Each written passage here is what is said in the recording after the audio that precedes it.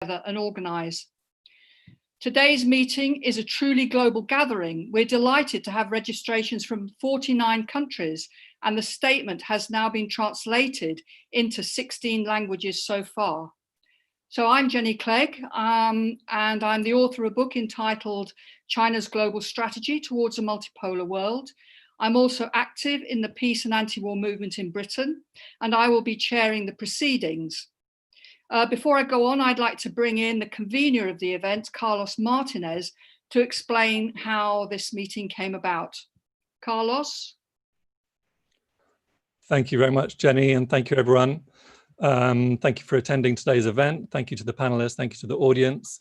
My name is Carlos Martinez. I'm a writer and activist based in London, and I'm one of the event organizers. And I just wanted to take a couple of minutes to introduce the meeting and explain how it came about and why it's taking place. So the idea to have an event around the new Cold War came from informal discussions I was having with a few contacts, and I'll mention those people now since they're the ones who've done the hard work of organizing the meeting. That's Ajit Singh, Danny Haifong, Chiao Collective, Fiona Edwards, and John Ross. And we decided to put together a small organizing group with a view to planning an event and launching a campaign, because the issue of the new Cold War is becoming seemingly more important by the day. Particularly this year, the US and its allies have been seriously escalating their anti-China rhetoric around the pandemic, around trade issues, around Hong Kong, around Xinjiang. And along with the rhetoric comes sanctions, diplomatic pressure, and a ramped up military threat. We seem to have reached a situation in which the sort of Dick Cheney, Donald Rumsfeld project for a new American century has moved from, if you like, the neoconservative fringes to taking center stage. It's become a consensus position. This is a unilateralist strategy that aims to cement US dominance and ultimately to prevent the emergence of a more democratic, a more equal, a more multipolar world. And for those people around the world, which I think is the large majority, that desire peace, that desire progress, that desire cooperation to tackle the major problems faced by humanity, this new Cold War constitutes a very dangerous and a very worrying situation. And that's why we chose to organize on an international basis, because this is an issue that affects all of humanity and has implications for the future of the planet. It was particularly important for us to incorporate Chinese progressive opinion, which unfortunately is something that's rarely heard in the West, and to help build a conversation with voices from around the world, including the US peace movement, the British peace movement, the Latin American left, and elsewhere. And I'm really glad that we've been able to put together such an international platform with speakers from China, the US, Britain, India, Venezuela, Russia, and Canada. This issue isn't going to go away anytime soon. There's a lot of work to do. So please, I hope that everyone will keep in touch, and let's try to consolidate our forces globally against the insanity of a new Cold War. And with that introduction, I will hand you back to Jenny Clegg. Thanks very much, Carlos. Before I start introducing the panel speakers, I'll just have a few words of introduction myself. Thinking about the current developments, I recall an article that was published in 2003 by an anti-war journalist in the leading newspaper, which had the headline, "Iraq, Iran, then China next?" ? It seems that the moment of China next has now arrived. Just as the COVID virus began to spread, making so starkly clear the urgency for governments to cooperate against the pandemic, US-China relations deteriorated sharply. With Trump's racialized rhetoric casting China as the villain, what had started as differences over trade became elevated into the realm of ideology. Now, differences over trade can be negotiated over and resolved, but once China is called a liar, once China is racially abused, what is there to talk about? Reinforced by an incessant flow of negative media coverage, the China threat is portrayed now in existential terms as a threat to the very values of world civilization embodied by the West. It is now that we start to enter the terrain of a new Cold War. This is no mere war of words. There's been a serious military buildup by the US to contain China. And this has been ramped up even further as the deadly virus was devastating the US population with full force, diverting yet more funds from health into the military. An astonishingly callous disregard for human life, compounding Trump's appalling misgovernment of the COVID crisis in a bid precisely to claim the US as the best power in the world to govern. Events, particularly over the last couple of weeks, have become increasingly worrisome, and it looks in many ways as if a new Cold War may be starting to solidify. The US has passed new acts to cover Xinjiang and Hong Kong, existing alongside Tibet and Taiwan acts, gestures that threaten Chinese sovereignty in some kind of imitation of the calls by imperialist powers over a century ago to dismember China. On July the 13th, Mike Pompeo made a statement strengthening US policy in the South China Sea, seemingly to lay out the legal foundations of war with China. And now we have the further provocation of the illegal closure of the Chinese consulate in Houston. Where will this stop? Trump has also intensified the drive to force other countries to choose sides, using Huawei as the lever. 5G is now apparently to divide the world between freedom and democracy on the one hand and China's so-called bullying and coercion on the other. And of course, I can't resist mentioning here how Mike Pompeo was in the UK last week calling for US-UK unity against China's bullying, having of course just bullied the US government into stripping Huawei from its networks. World-threatening crises are converging. Pandemic, yet another economic recession, and looming ever closer, the catastrophe of climate change. People are waking up to the fact now that the US-China relationship is the most important relationship now shaping the world. The increasing aggression against China poses the most serious threat to world peace, and as such, it is a massive obstacle in the way of humanity successfully dealing with these crucial common issues that we're facing. So why have US-China relations taken such a nosedive? How might the new Cold War develop in the coming months, unfolding into the future? And above all, what is to be done? How can we, the people, shape the future? We have before us, as Carlos said, a panel of internationally renowned speakers from across the world, a multipolarity, you might say, of scholars and academics, political analysts and activists, and in most cases, all of these, who will bring a great wealth and diversity of knowledge and experience to bear to get to grips with the unprecedented challenges before us. The meeting is scheduled to finish by 4:30 p.m, if not before, British Summer Time, a total of 2.5 hours.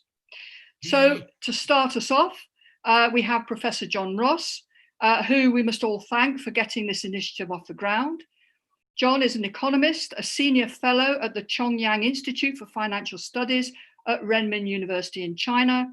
He's internationally known for seminal work on economic reforms in the former Soviet Union and China, and he blogs on learning from China, and his pieces on the Chinese economy are a must read and are written not only for economists, but are accessible to non-economists as well. So John, please start us off.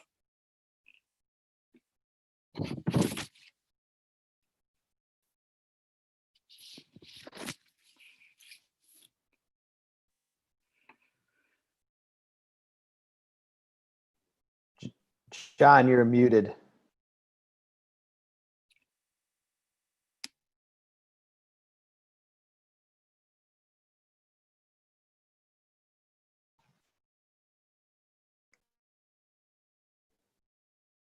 I'm not hearing anything. John, you're still muted.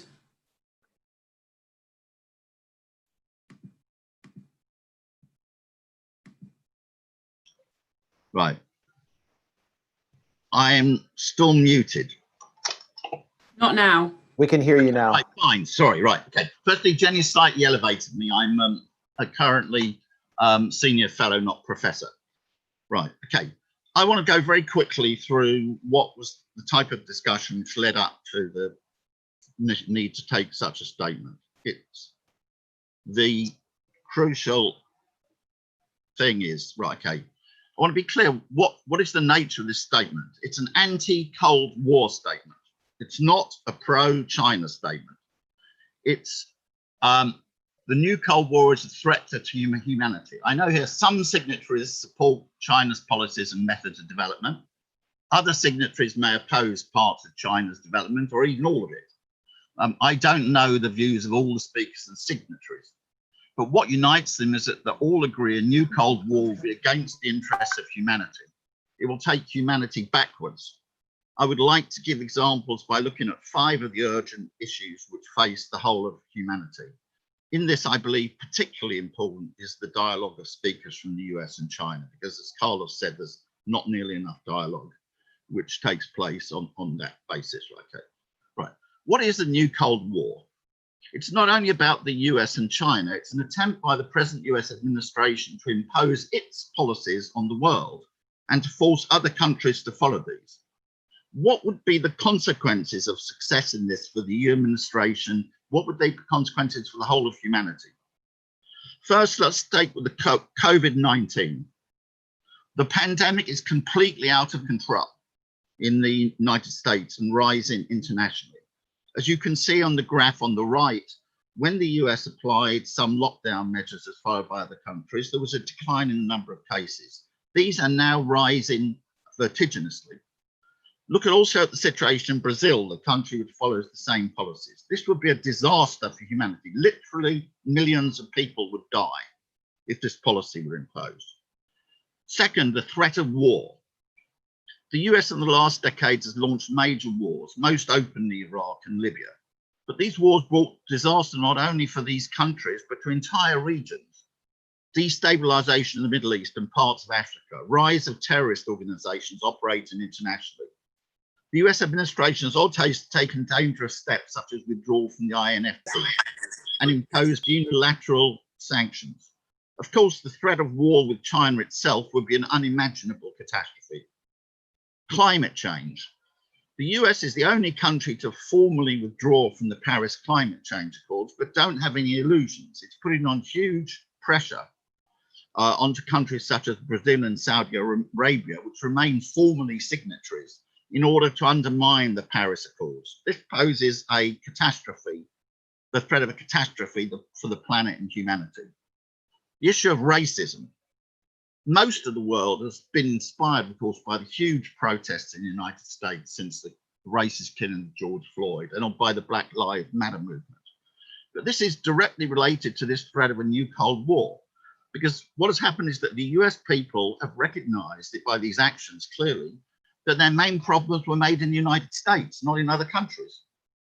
What the US administration wants to do is to try to persuade people in all countries, including, for example, my own, that the problems are not made by people in their country, they're made by some other country. I remember it still because I'm old enough to be involved at the time of the movement against the Vietnam War. Muhammad Ali's inspiring words, "I ain't got no quarrel with them Viet Cong. They never lynched you, never called you N-words, never put dogs on you, never shot your leaders." Anti-Muslim rhetoric and actions are also a very serious threat. And we see in several countries the clear evidence that Chinese people would be added to the lists of black people and Muslims in the list of racist targets. In short, a new Cold War would see a huge wave of international racism. Economic development and poverty reduction.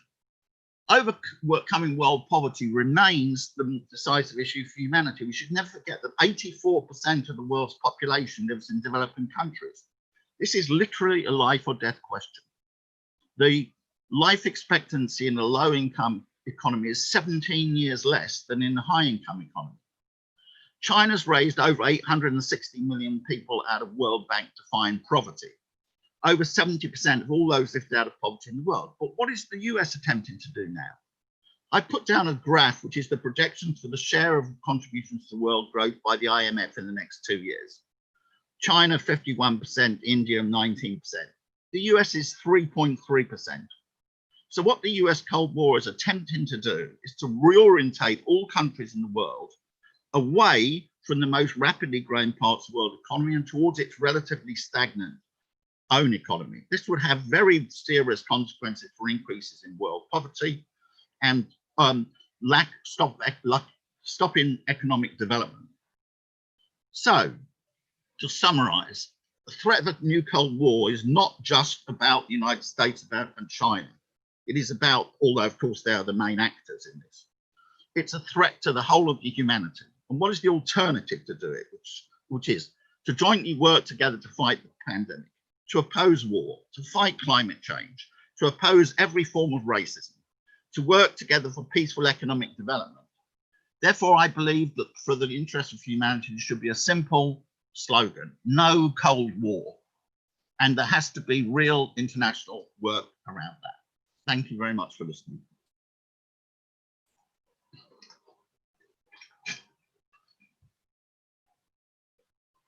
Jenny, you're muted.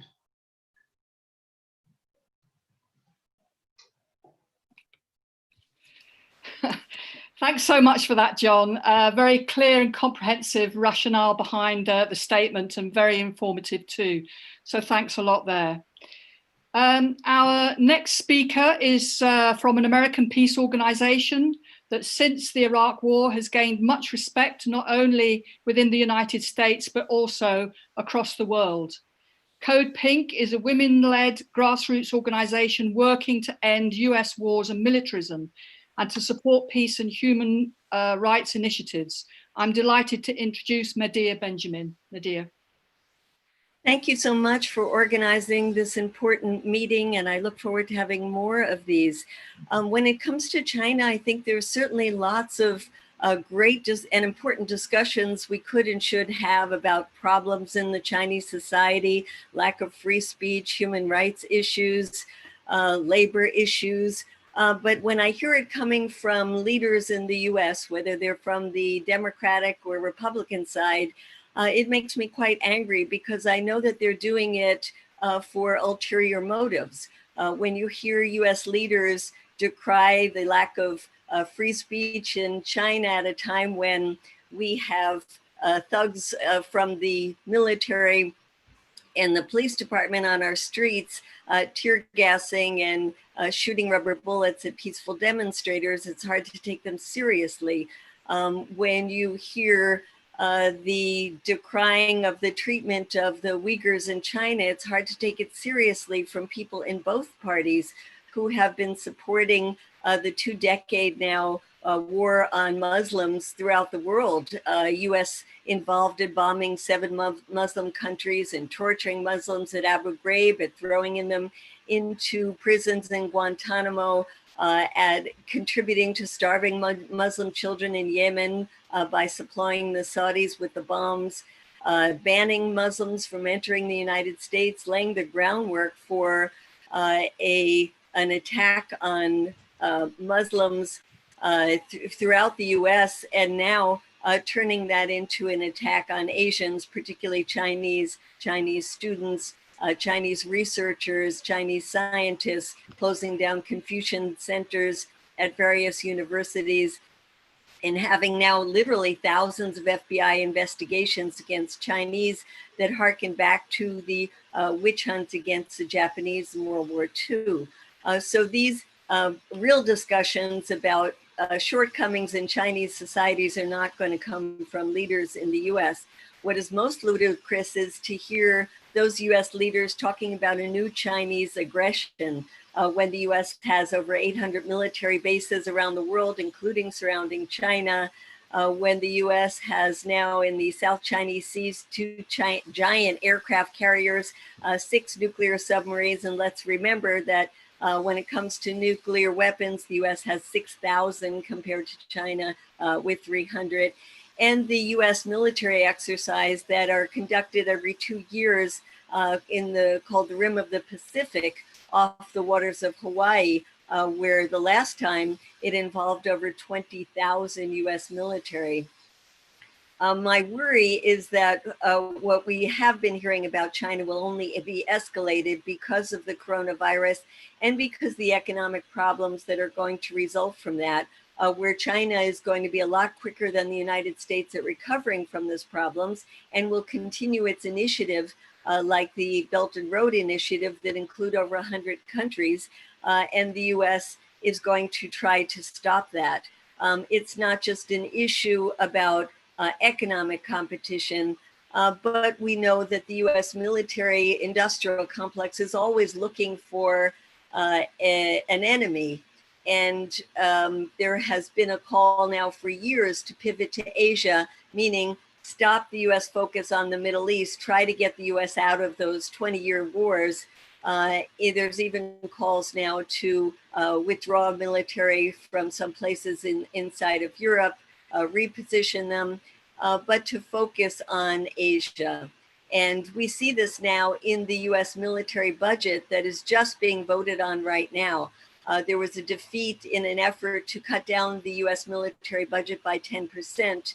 And the people who voted against it were the vast majority of certainly Republicans, but also Democrats. And the call to pass this new $740 billion budget in the United States, saying we needed that to counter adversaries like China. There was a US senator, not a particularly hawkish one, Mitt Romney, who has said that we have to have this massive US military budget to counter China's new aggression. When we know that China's military budget of $178 billion now compared to the $740 billion in the United States is ridiculous. He also said, imagine the consequences when a nation that does not believe in human rights with only one party, when they have the overwhelming military force in the world, and that's where we are headed. And so the new US military budget includes billions of dollars more for a, quote, defensive ring around Guam, for increased stockpiles of long-range weapons around the Pacific, and for an extra $20 billion to be spent in the coming years on new radar warning systems and cruise missiles, greater military exercises in the region, deployment of additional forces, and new intelligence sharing centers with our allies in the Pacific. And so I want to echo what John Ross has just said about the need for education in our countries. I'm very upset because in the United States, we see 2/3 of Americans have an unfavorable view of China. That's up 20% since Trump came to power. While we are calling for a pivot to peace, not a pivot to Asia, we have to recognize that massive education needs to be done in our own countries to explain that China is not our enemy, that the Chinese people are not our enemy, and that we do need to work together more than ever to solve the problem of coronavirus, to find new treatments, to find new vaccines, to deal with the crisis of the environment, to deal with the crisis on the Korean Peninsula that can only be solved with the help of China. So I look forward to more discussions like these and more ways that we can work together internationally to say to the people of the world, China is not our enemy. The Chinese people are not our enemy. We call for cooperation and peace with our Chinese brothers and sisters. Thank you. Thanks very much, Medea, for those very thoughtful comments and that information about the US military buildup. Our next speaker is one of two American Black peace activists. Obviously, as people have mentioned, the Black Lives Matter has erupted in the midst of the COVID crisis, with demonstrations across America becoming probably the largest mass movement in US history. Just as the rise of the developing world, of which China is a part, has put great pressure on the structural inequalities of the US-led world system, so Black Lives Matter has exposed the deep-rooted structural inequalities of racism on which the US itself has been built, just as it is fighting to justify its monopoly of world leadership. So here we have Margaret Kimberly, who's an editor and senior columnist with Black Agenda Report, which provides news and commentary and analysis from the Black left. She's also an activist for peace and justice issues and a member of the War Resisters League Speakers Bureau. Margaret. Thank you so much. Good morning, everyone. It's morning here in New York at any rate. Greetings to you all. I want to thank this group for inviting me to participate in this very important meeting. I remember, I'm old enough to remember when Nixon went to China when I was a kid. It was said at the time that only a cold warrior could have pulled it off. Now, nearly 50 years later, the Cold War has been resurrected with a vengeance, and China has been declared an enemy of this government, and Americans are being whipped into a frenzy of hatred and suspicion against this nation. Now, whenever we see a reference to China in the corporate media, we always see the word Communist Party attached. This silly redundancy is war propaganda, along with every other smear and slur. We're told that 1 million Uyghurs are imprisoned when there is quite literally no proof of any such thing. China is the country which first experienced the COVID-19 virus, was the first to vanquish it, and has a low death rate of less than 5,000 people to prove it. We depend here in America on China to produce masks and other protective equipment, but China is declared the villain. The country that within 1 month of realizing there was a new communicable disease gave the world the keys to conquering it. Instead, the country which fails where China succeeds in providing for the needs of its people and their health is an international pariah, with most of the world barring Americans from travel and turning us into a giant leper colony. Trump, who speaks of the Kung flu and the Wuhan virus, but it is China which conquered the disease that has killed 130,000 Americans and forced a quarantine which has caused economic devastation to millions of people here. But Americans get nothing but war propaganda. Trump and Joe Biden outdo one another, bragging about who will be tougher on China. This week, we saw the US government violate international law again and close the Chinese consulate in Houston, Texas. But the US isn't alone. Its lackeys and vassals, commonly known as allies, follow the lead of the gangster state into spewing what can only be called war propaganda. Just to the north of here, Canada's Prime Minister Justin Trudeau talks behind Trump's back, but never steps out of line. When Washington ordered Canada to arrest Meng Wanzhou, the daughter of Huawei's founder, they did just that. The US accused Huawei of violating US sanctions by doing business with Iran. There's nothing in US or Canadian law which permitted her arrest, but like a good little puppet, Canada did as it was told.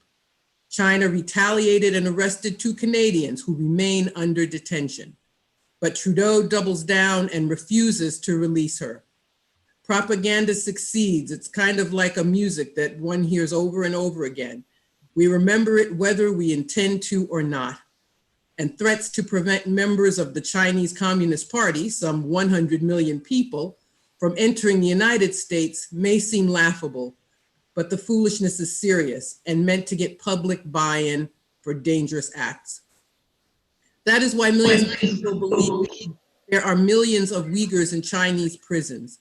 The charge is false, completely made up, like tales of WMD in Iraq, babies taken from incubators in Kuwait, Libyan soldiers popping Viagra pills, and Russians paying bounties to kill US troops. But the damage is done with sheer repetition and media acting like government scribes.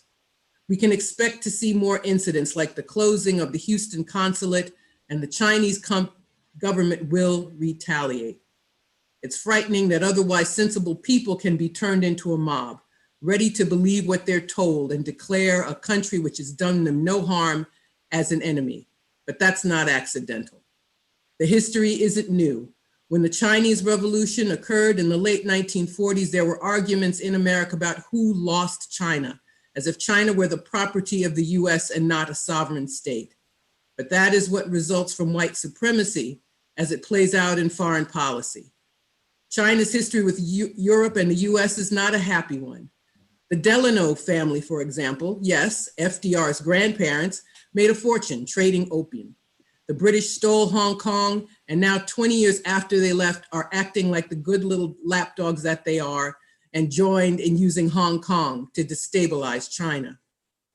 Canada and the UK aren't alone. Australia has joined in the effort too, and even raided the home of a New South Wales Parliament legislator who had done, who had done nothing except advocate for better relations between the two countries. I have referred to 4 of the Five Eyes nations, the UK and its settler colonial offshoots, the US, Canada, Australia, and New Zealand. And as the imperial project reaches a fever pitch, they all work ever more closely together. While US senators say that Chinese students should only be allowed to study Shakespeare and not science, yes, a senator really said that, and babble about Communist Party member, China forges its own way, and of course incurs the wrath of the US as it does. China and Iran have an agreement to give each other aid and oil, and that means that the US tantrums over sanctions will cause suffering in the short term. But the targets will be the ones that may prosper. But that, of course, is why the aggression will continue. I think it's extremely important that those of us who call ourselves members of the left know where we ought to stand. We must always be in opposition to the US, NATO, allied vassal state aggression against China and the rest of the world too. We cannot be confused. Remember that when the US speaks of human rights, you are hearing from the country that has more of its population incarcerated, some 2 million people, than any other country in the world.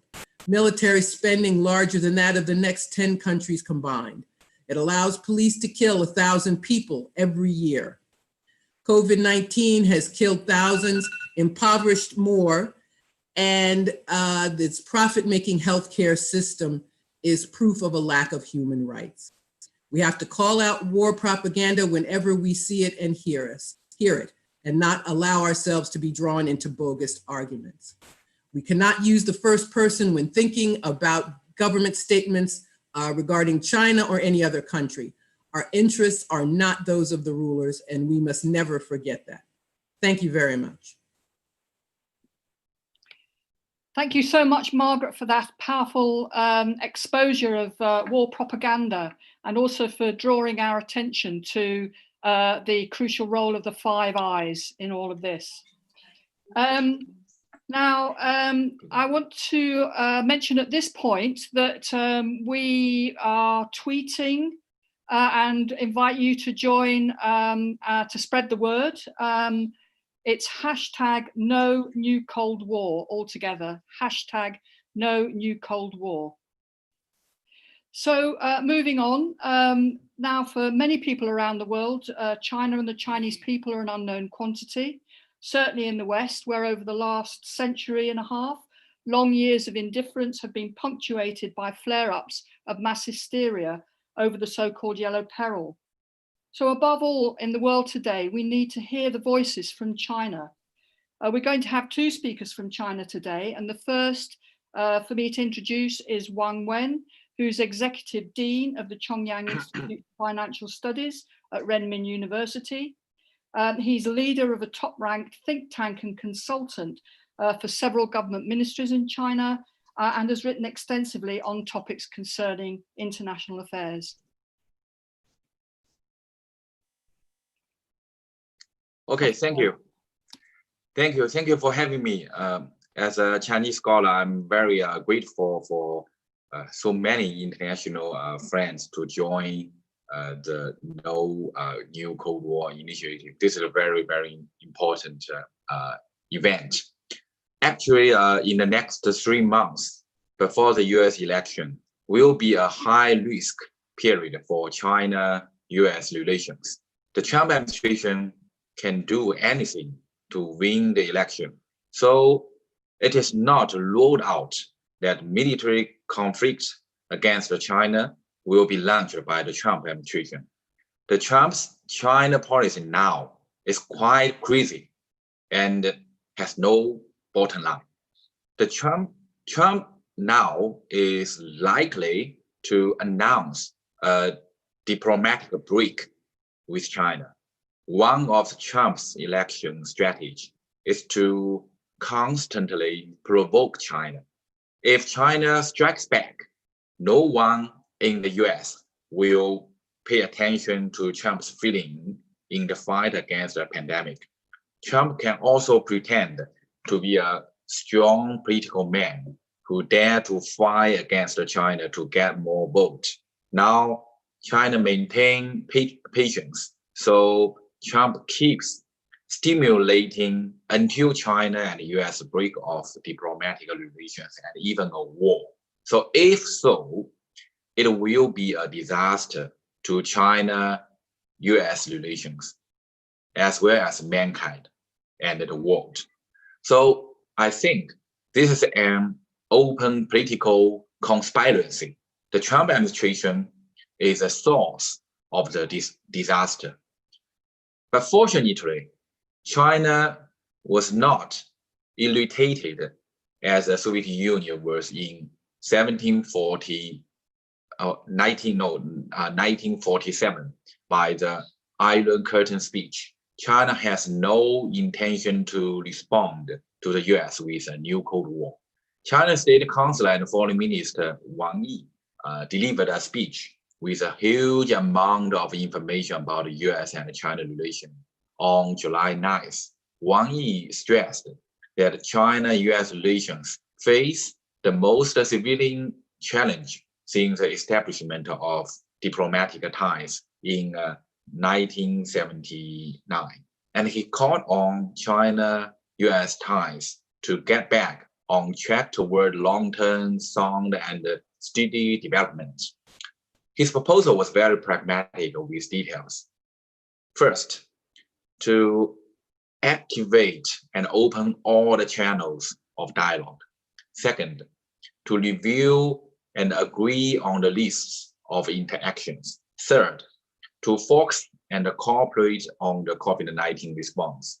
So, contrary to the speeches respectively delivered by the US Vice President Michael Pence and the Secretary of State Michael Pompeo, Wang Yi's speech neither lied about the US, nor attacked the country.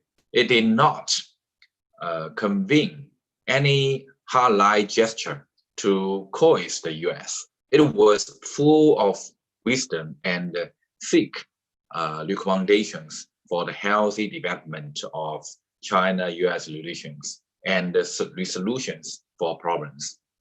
The US is pressing the accelerator to trash bilateral relations now, but China is putting the brakes on with hope of preventing China-US relations from continuing to the plummet. So obviously, the Trump administration's strategy to shape China as an enemy will not succeed.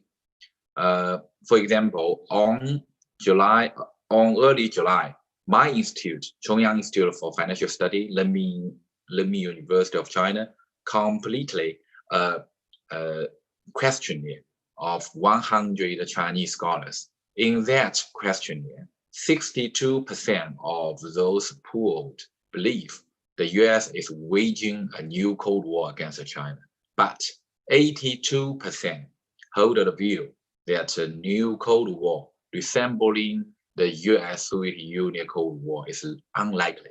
Besides, 90% believe China is well prepared to handle a new Cold War offensive launched by the US. So anyway, in my opinion, the coronavirus is still raging on. The peak of the pandemic has not yet to come. The pessimistic estimate is that as many as 70 million people may die, if not united. Humanity, including US, will likely enter a dark age. So therefore, I agree some friends right now said, Americans should know that China is not enemy, the virus is. And all the international friends should know we don't need a new Cold War. Thank you. Thank you, Wang Wen.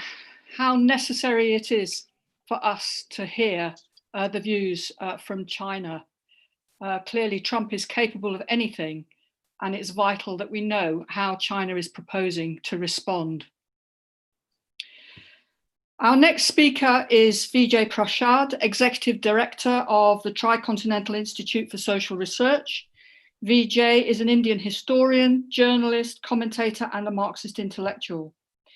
He's a very prolific author of 30 books and a key voice in progressive politics, commenting on the wider range of Asian affairs, which are so important as India emerges as a new geopolitical force amidst the new US-China Cold War scenario. Vijay. Thank you, Jenny, and thank you, Carlos, for inviting me.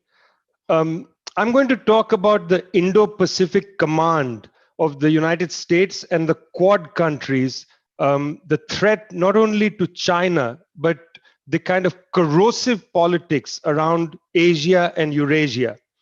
Since 2017, the United States government has released a few reports and fact sheets on its new Indo-Pacific strategy. It's impossible to analyze these texts and the speeches from US government officials because they are largely made of empty phrases. What does it mean to say that the Indo-Pacific strategy, for instance, is going to promote free, fair, and reciprocal trade? Each of these terms, free, fair, and reciprocal, would need elaboration. Their meaning should be defined. But over hundreds of pages, there is simply no explanation of what any of these phrases, such as this one, means. Buried in these meaningless words in the Indo-Pacific strategy is a much deeper, much darker agenda of the US government to use three large Asian states, Australia, India, and Japan, they form the Quad, to isolate and roll back China. There is nothing else to it. The US government has made it very clear that what it finds most objectionable is China's Belt and Road Initiative, which has signed on about 100 countries across the world.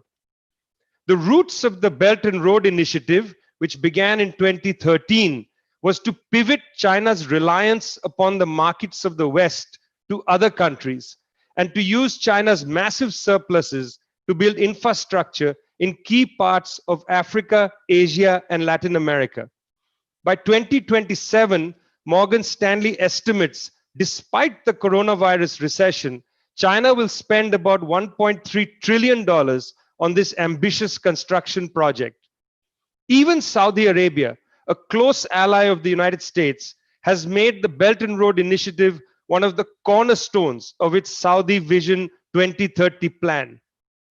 While China has invested $68 billion to build China-Pakistan Economic Corridor that links to the Arabian Sea at the Gwadar port, Saudi Arabia has agreed to invest $10 billion in the port itself.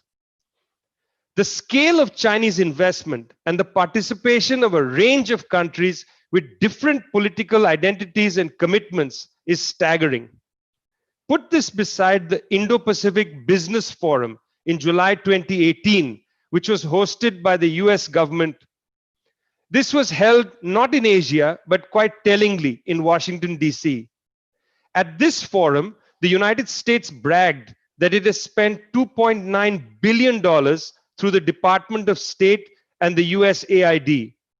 It has lined up hundreds of millions of dollars more through its US Millennium Challenge Corporation and the Overseas Private Investment Corporation. If you add up all this money that the US intends to spend for economic projects, it is a fraction of a percent of the Chinese investments.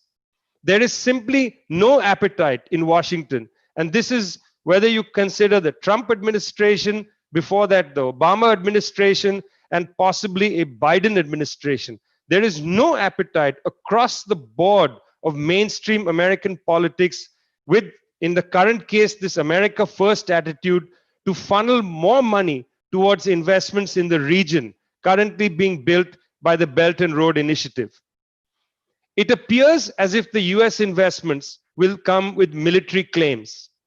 Nepal is currently in an internal debate over whether it should accept $500 million from a Millennium Challenge Corporation grant.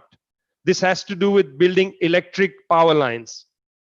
Will this money that comes from the US government, will this money mean that the Nepali government would have to allow US troops into the country and allow the United States to build bases in Nepal. This would be objectionable to the Nepali Communist Party, which is currently the government in Kathmandu. The government is also coming to terms with the discovery of an enormous cache of high quality uranium in the Mustang region, which borders in Nepal and China. If the US money comes with a US military presence, this will create a serious flashpoint in the Himalayas. We've already seen Indian and Chinese troops clash in the Leh-Ladakh area, the high mountains of the Himalayas. We've seen Indian and Chinese troops come to very near conflict in the northeast of India. If the United States puts pressure on Nepal, this will create further developments in a negative direction for Asia. Unable to outspend the Chinese, the US government is making a rhetorical argument that it has more respect for transparency, human rights, and democratic values than China, which the US says practices repression at home and abroad. These quotes are from a US document called A Free and Open Indo-Pacific. Reading documents such as these requires fortitude. They are plainly rhetorical and nonsensical. It's hard to imagine the United States being transparent with its trade deals. It's hard to imagine the United States being free with countries when we know that it imposes pressure on countries in order to push its own agenda. In May 2018, the US military command was renamed the Indo-Pacific Command. This is a much more clear identification of US policy. The most recent Indo-Pacific Command document is called Regain the Advantage. It comes alongside new hypersonic cruise missiles.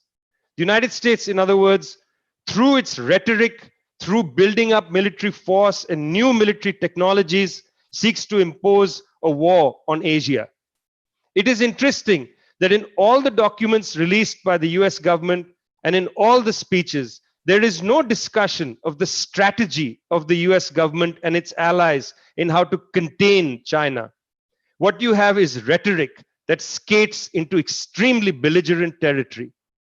We say no war, no conventional war, but also no hybrid war, no war on China. We want peace in Eurasia, peace in the waters around Asia.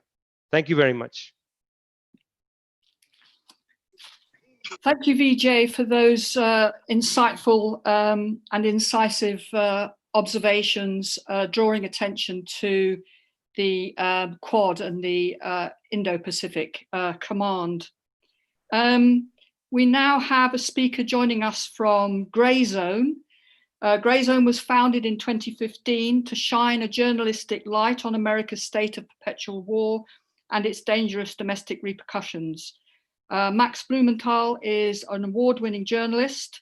Max, the floor is yours.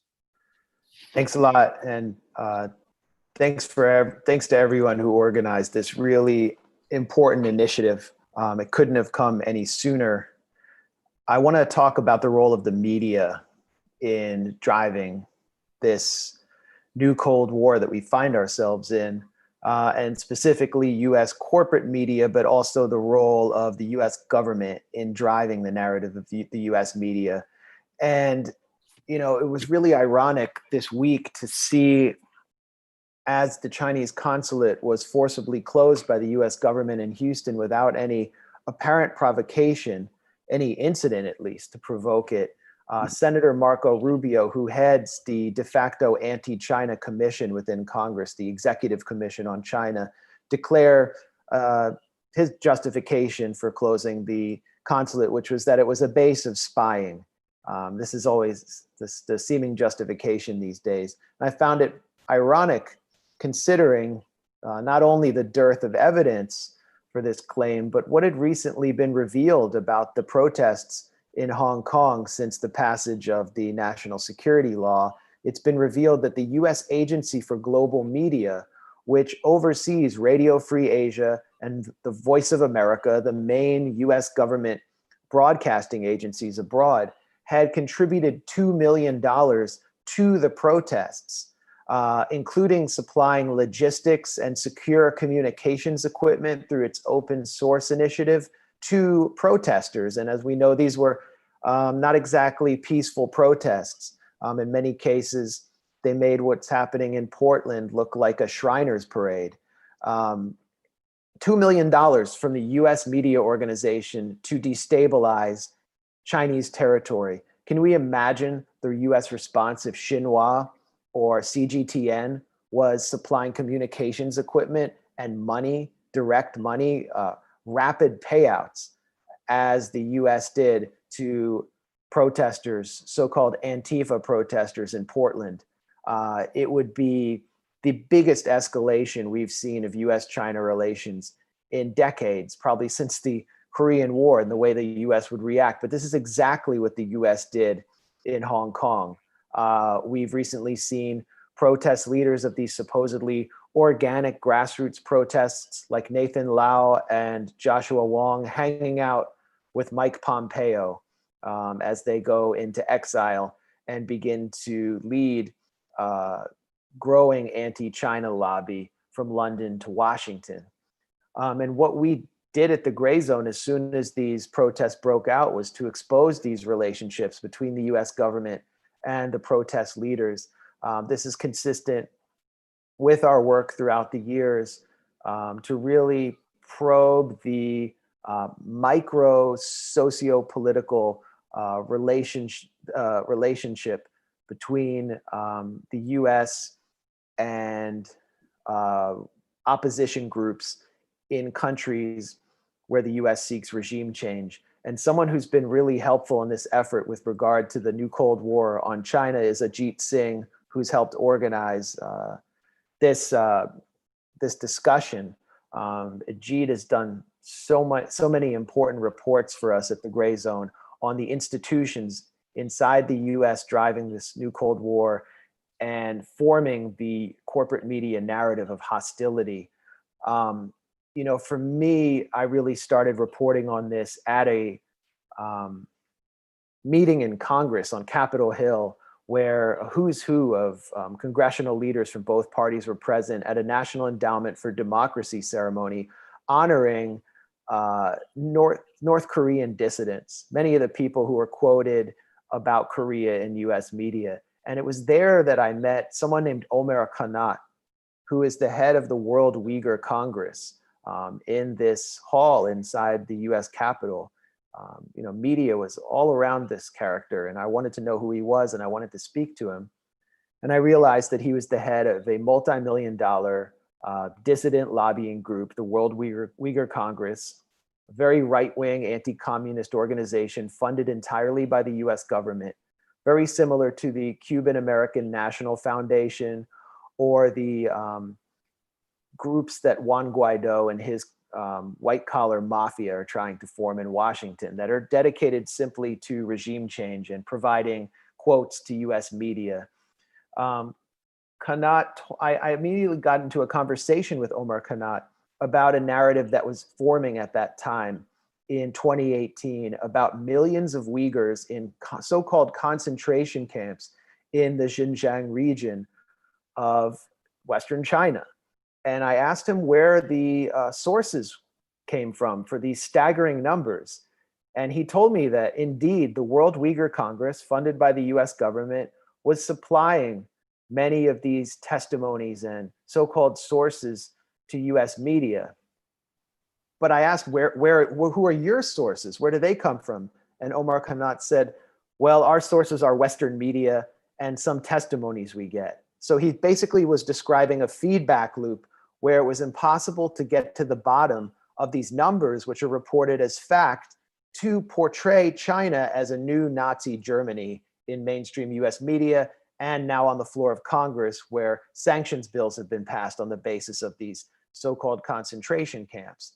Probing deeper, with the help of Ajit Singh, we found two sources, absolutely only two sources for these claims of millions of Uyghurs in concentration camps. The first was someone named Adrian Zentz, someone who thinks a lot like Mike Pompeo and has about as much expertise in the Chinese language and Chinese politics and society as Mike Pompeo, the stooge of the Koch brothers from Kansas, does. Adrian Zentz laid out his worldview in a 2010 book called Worthy to Escape: Why All Believers Will Not Be Raptured Before the Tribulation. Indeed, Adrian Zentz is an evangelical right-wing fanatic who has declared that he is on a mission from God to topple the Chinese Communist Party, which he views as a satanic communist entity. And in his book, he has argued for scriptural spanking or corporal punishment. He has called diversity and homosexuality a satanic plot, and yet Zentz is called upon as a key expert in US media on issues ranging from repression of Uyghurs in Xinjiang to supposed forced labor of Uyghurs in Xinjiang. And we've shown that his methodology is shoddy. It all boils down to a few testimonies from a handful of characters in partisan Uyghur media. The other source is Chinese human rights defenders, which again is funded by the US government, is a dissident organization based in Washington, and which actually is based in the same office as Human Rights Watch, and which relied in its study on testimonies from a grand total of 8 Uyghurs from Xinjiang, and which extrapolated the population of the villages that those 8 people inhabited into the total of anywhere between 250,000 and 1 million Uyghurs in concentration camps. So the point here is that when you look at these numbers and you go to the source, there's no there. We need to have more evidence. And when you look at how these sources are quoted, whether it's figures from the World Uyghur Congress or Adrian Zentz, Chinese human rights defenders, there is no background in US media or context on what they actually believe or the fact that the United States government has incubated these organizations and is funding them. It's the same for the stories we constantly hear about forced labor in Xinjiang. The sources boil down to primarily the Australian Strategy and Policy Institute, which is funded by the US State Department, the British Foreign Office, and the arms industry, and the Center for Strategic and International Studies in Washington, which is funded by the same exact elements: the arms industry, the US State Department, and other foreign governments. CSIS. I'm sorry, Max. Could you just wind up very quickly now, because you're out of time? Sorry to interrupt. It's very important. Yeah.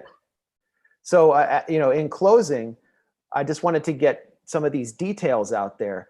It's really dismaying for us at the Gray Zone. We're a left-wing site to see other left-wing media organizations like Jacobin, Democracy Now!, The Nation relay these US government astroturf claims.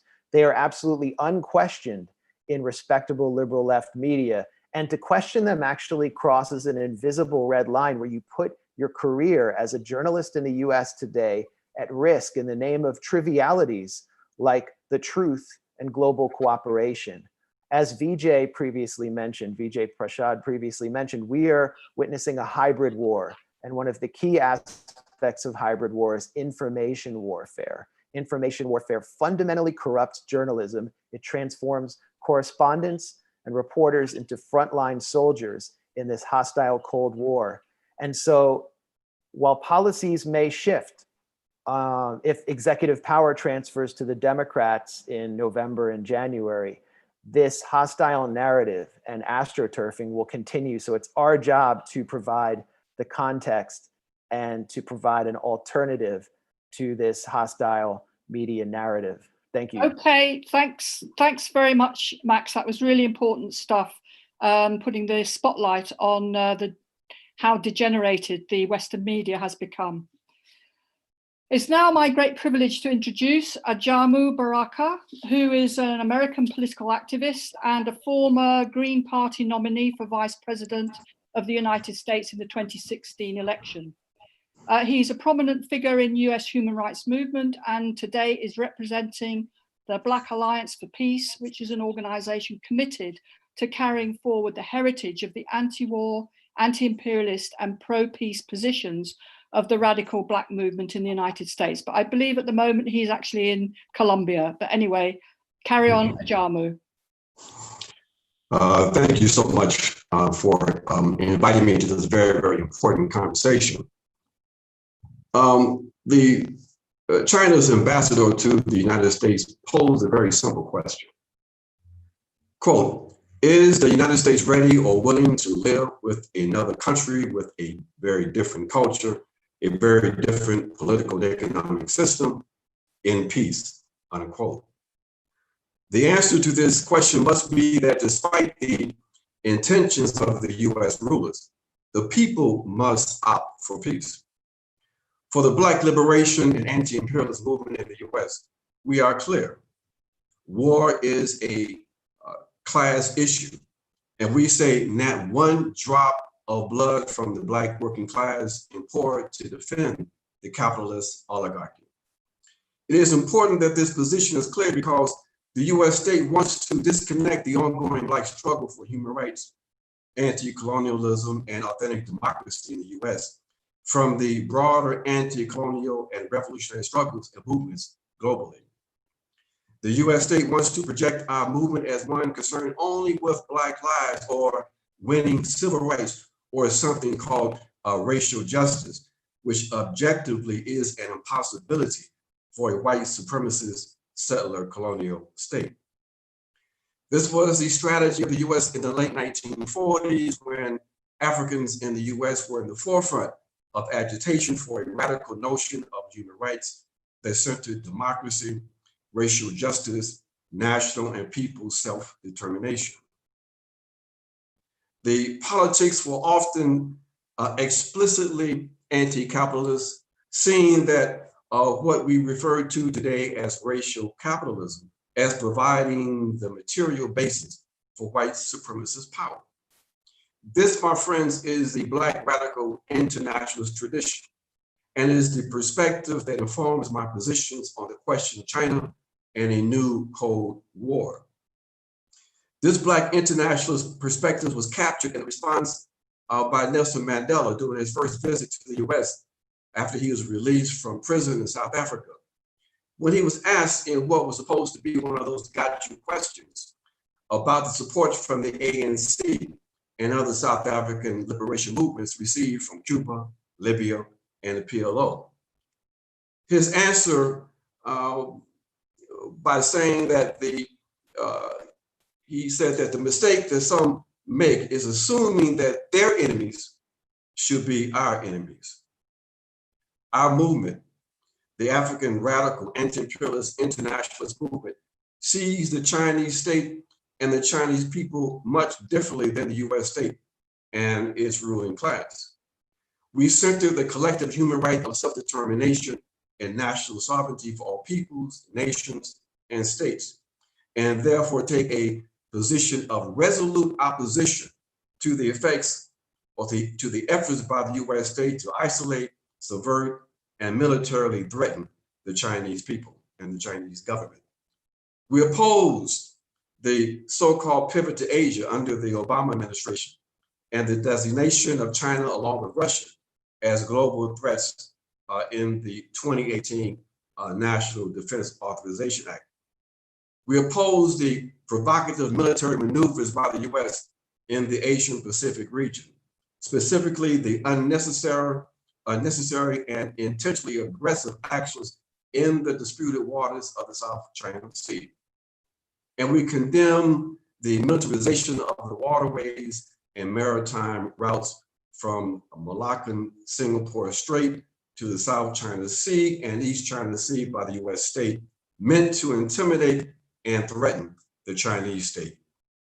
We take the position that all disputes in the Asian Pacific region should be resolved by the nations of that region.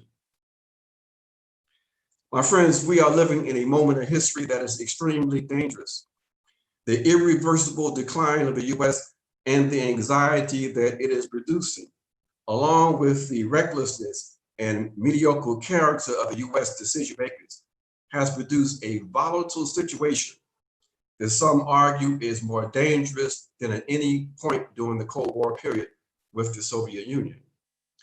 Insane strategies like the concept of pre-launch interception, the theory that the US can launch a first strike to destroy the intercontinental ballistic missiles of Russia and China, while they are still in their launchers, are now becoming accepted possibilities.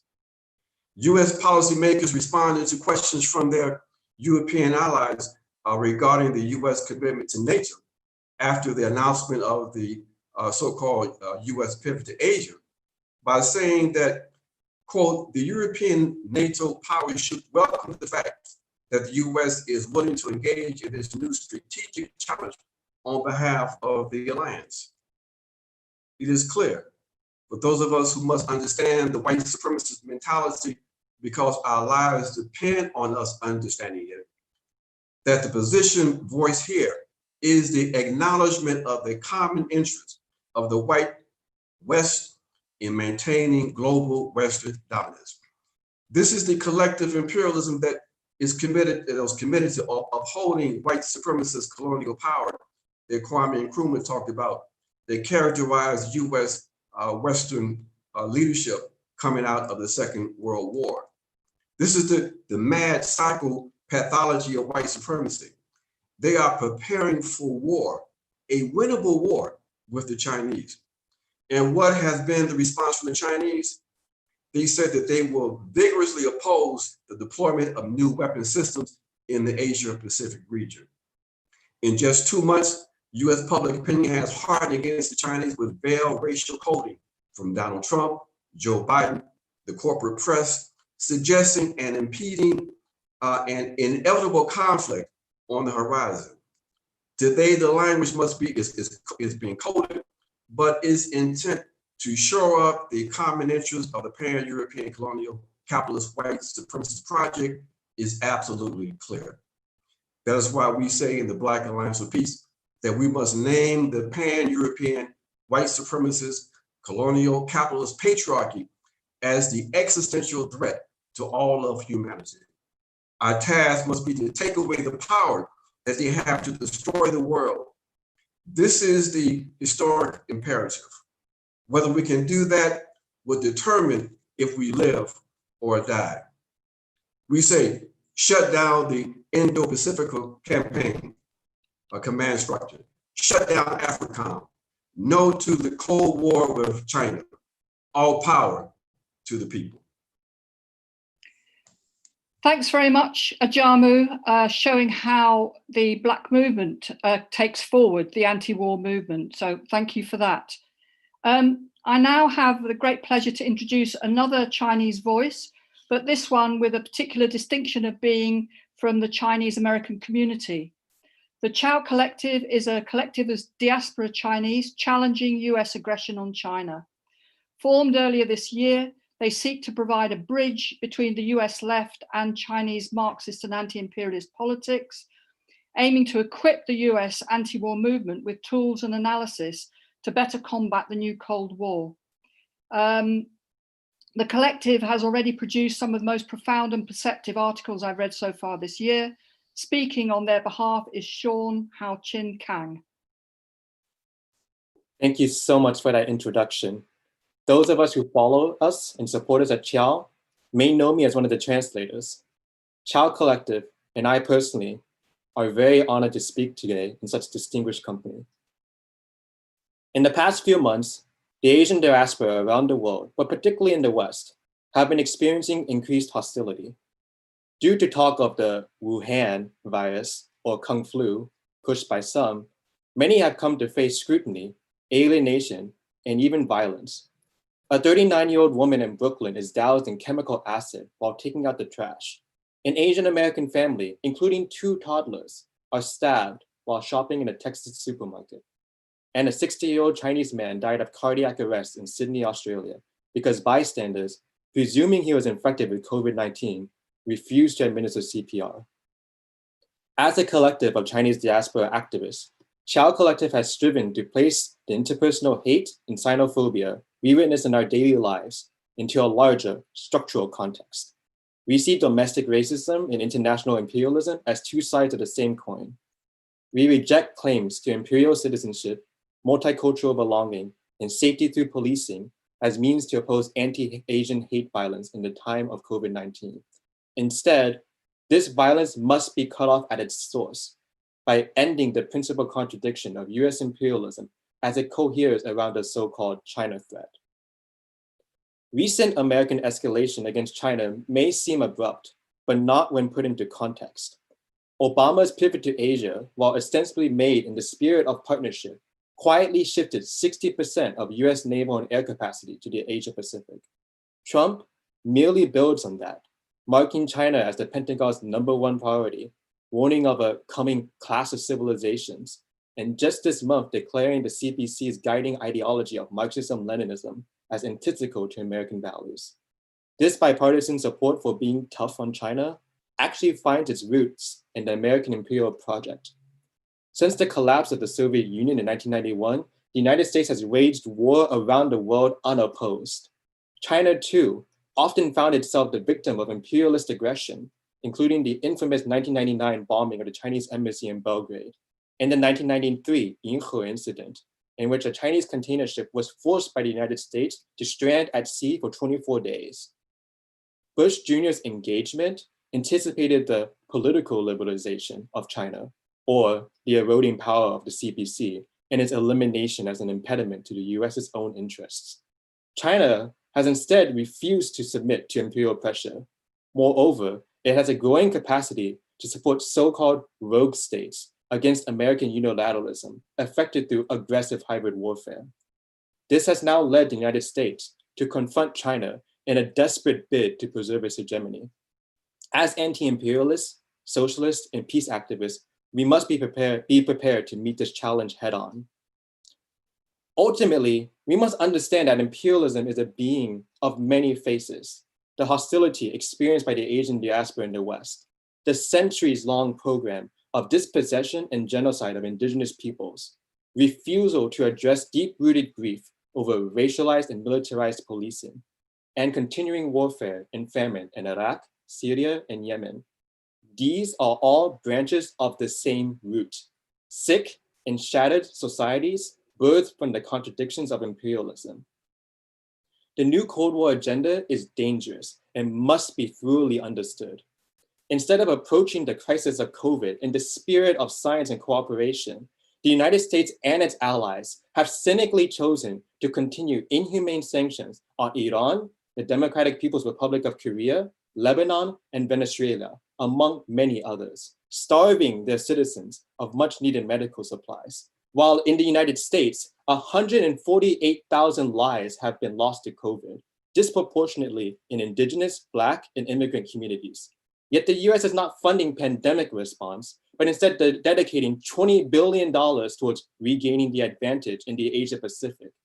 This not only deprives the American poor of much needed resources, but redirects them to the equally criminal occupation of Ryukyu, Guam, and Hawaii in the name of containing China. Meanwhile, China has proven itself a responsible and accountable actor in the face of global challenges such as COVID, climate catastrophe, and the struggle against poverty.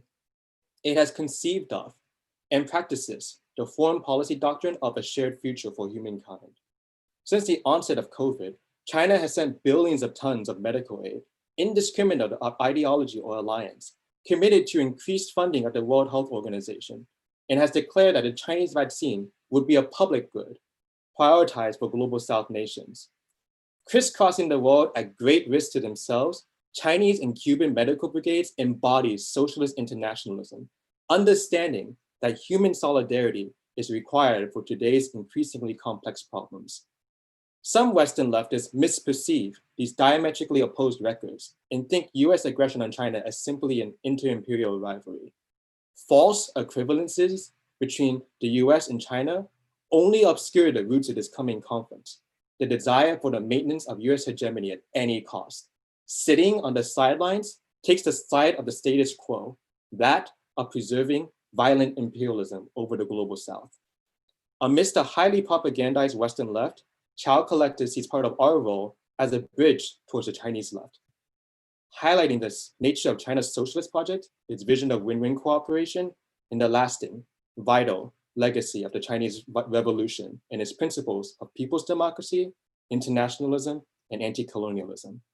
The United States has then identified these very principles as an unacceptable threat to its own bloody hegemony.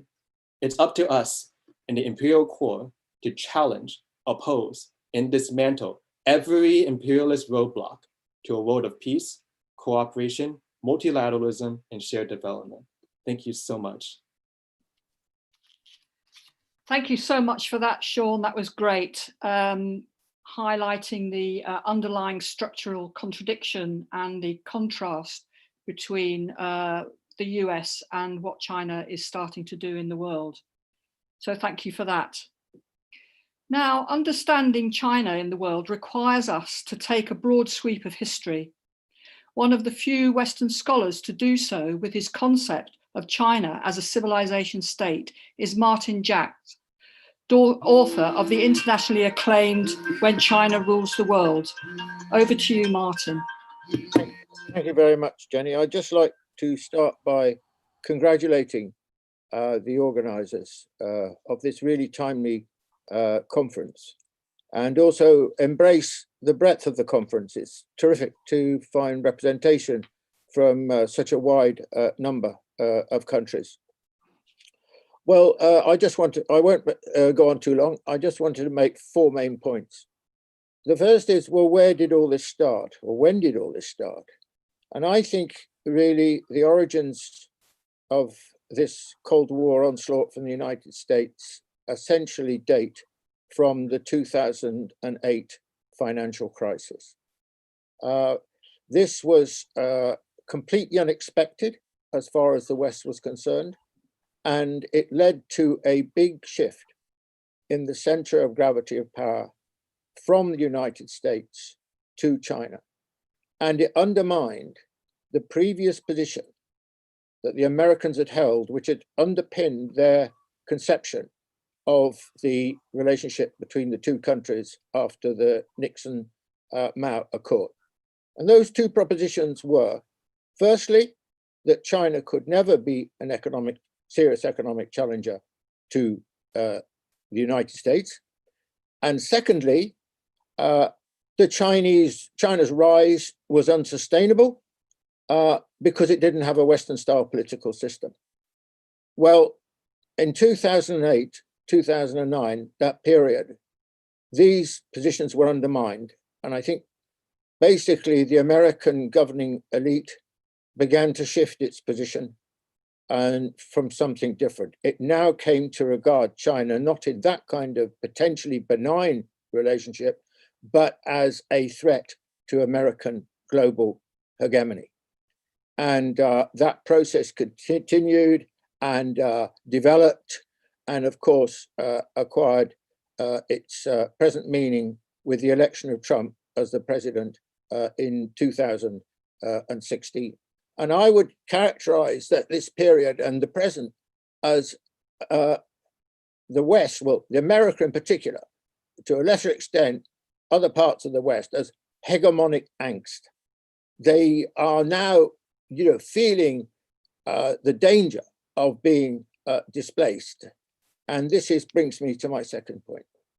And that is that what this clearly shows is the inability of the United States as the presiding hegemon in the world to come to terms with the fact that it cannot continue in that position, that it's an unsustainable position, but it cannot bring itself to believe in it because, essentially the American DNA is that country has to be the #1 country in the world. But that is not possible.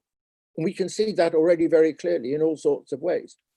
But we're going to be witnesses to a very painful process, not just over the next few years, but I would suggest over quite a long period of America writhing, trying to prevent this trend, this inevitable, it seems to me, trend of its displacement as the most powerful country in the world happening. And I wonder whether, if I can just have a moment of more broader historical reflection, I wonder how long it will take the US and other countries like my own UK to come to terms with a world which is no longer Western dominated and Western centric. hegemons find it very difficult to let go. I mean, even China, you know, if you go back to the late 18th and early 19th century, when China began its decline, it took 150 years really for China to come to terms with a different reality. And I think it's going to take the West, and America in particular, a long time to come to terms with this new sort of reality. Now, where are we now? Well, I think personally, I've come around to the view that we're actually the Cold War has started. It's not the coming Cold War, it started. Of course, the last Cold War lasted a long time, and it goes through many phases. So it's not a static situation.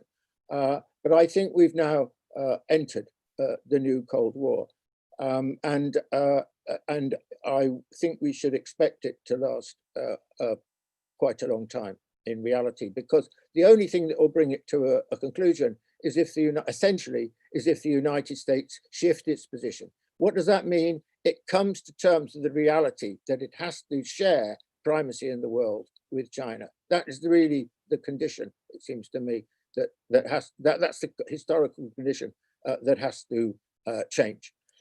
When the Americans decided to, at 72 hours notice, close the consulate building, Chinese consulate in Houston, my reaction was rather the same as Wang Wen said earlier on.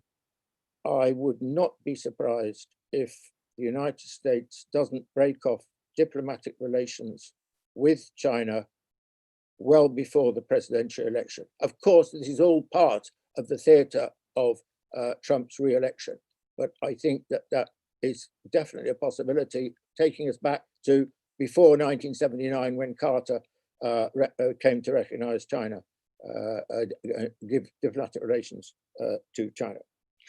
So my final point is this, and that is, I don't think, but obviously this Cold War will have some of the characteristics of the previous Cold War, and I think that's been illustrated by some of the points that have been made in the discussion. But I don't think it will be a rerun of the last Cold War. And I would say that for various reasons, but I would just like to highlight two reasons why I feel that to be the case. Firstly, China is far stronger than the Soviet Union ever was. The Soviet Union was never a serious economic challenger to the United States. And China is in a totally different position. China is already in some areas already ahead of the United States, and its potential and capacity is much greater than that of the United States. So the United States is faced with a completely different kind of problem in China as compared with the Soviet Union. And the second thing I would like to emphasize is that I don't think that China's response is going to be the same as the Soviet Union's. I mean, I think one of the things I would criticize the Soviet Union for was, to go toe-to-toe on military expenditure in an arms race with the United States, which it could not afford anyway. China is not going to make that mistake, in my view. You can see that already. I mean, although its military spending has been rising, as other people have already said, graphically, China's military expenditure is well below that of the United States. So I think that China will not conduct itself in the same kind of way as the Soviet Union did. And I think this is extremely important. And I think that this will greatly assist those forces around the world who are worried about the Cold War and who, like us now, are seeking to campaign against it. Thank you very much. Thank you. Thank you for that, Martin. The big picture and the succinct analysis. So thank you for letting us have the benefit of that. Martin is doing a great deal of media work at the moment with lots of interviews on lots of different news channels. So please keep it up, Martin. Our second speaker now from China is Hany, who is the senior editor of the influential Chinese news website Guancha. Guancha literally means to observe in Chinese. I think their intention is to post some videos from this event on their website, and I know it will really mean a great deal to people in China to see people around the world prepared to stand up against US bullying. Okay, over to you. Well, thank you, Jenny, for a very kind introduction. Yes, Guancha literally means observer. So I just want to share with you what I have observed.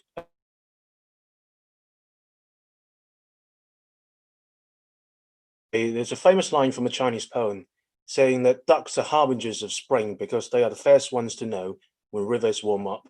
I think likewise, we're the first ones to get chills when relations freeze.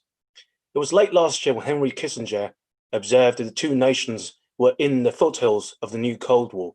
But I think even before that, I knew winter was coming because there had been some election when forces from the fringe made use of social maladies to launch a coup against the establishment.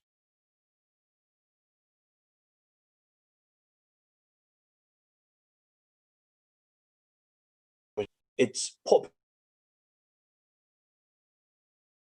China's departure from its earlier policy of hide and bide, which is, I think, a mistranslation of Deng Xiaoping's famous axiom, and also to China's embrace of the so-called newfound assertiveness.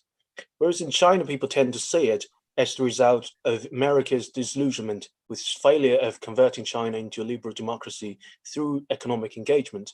But no matter how people look at it, no matter how much the voices of reason in both countries want to salvage the situation, I think we ought to frankly acknowledge the fact that the two major countries in the world are going to have an uneasy relationship, featuring heavy competition, deep mistrust, and strong antagonism and limited cooperation.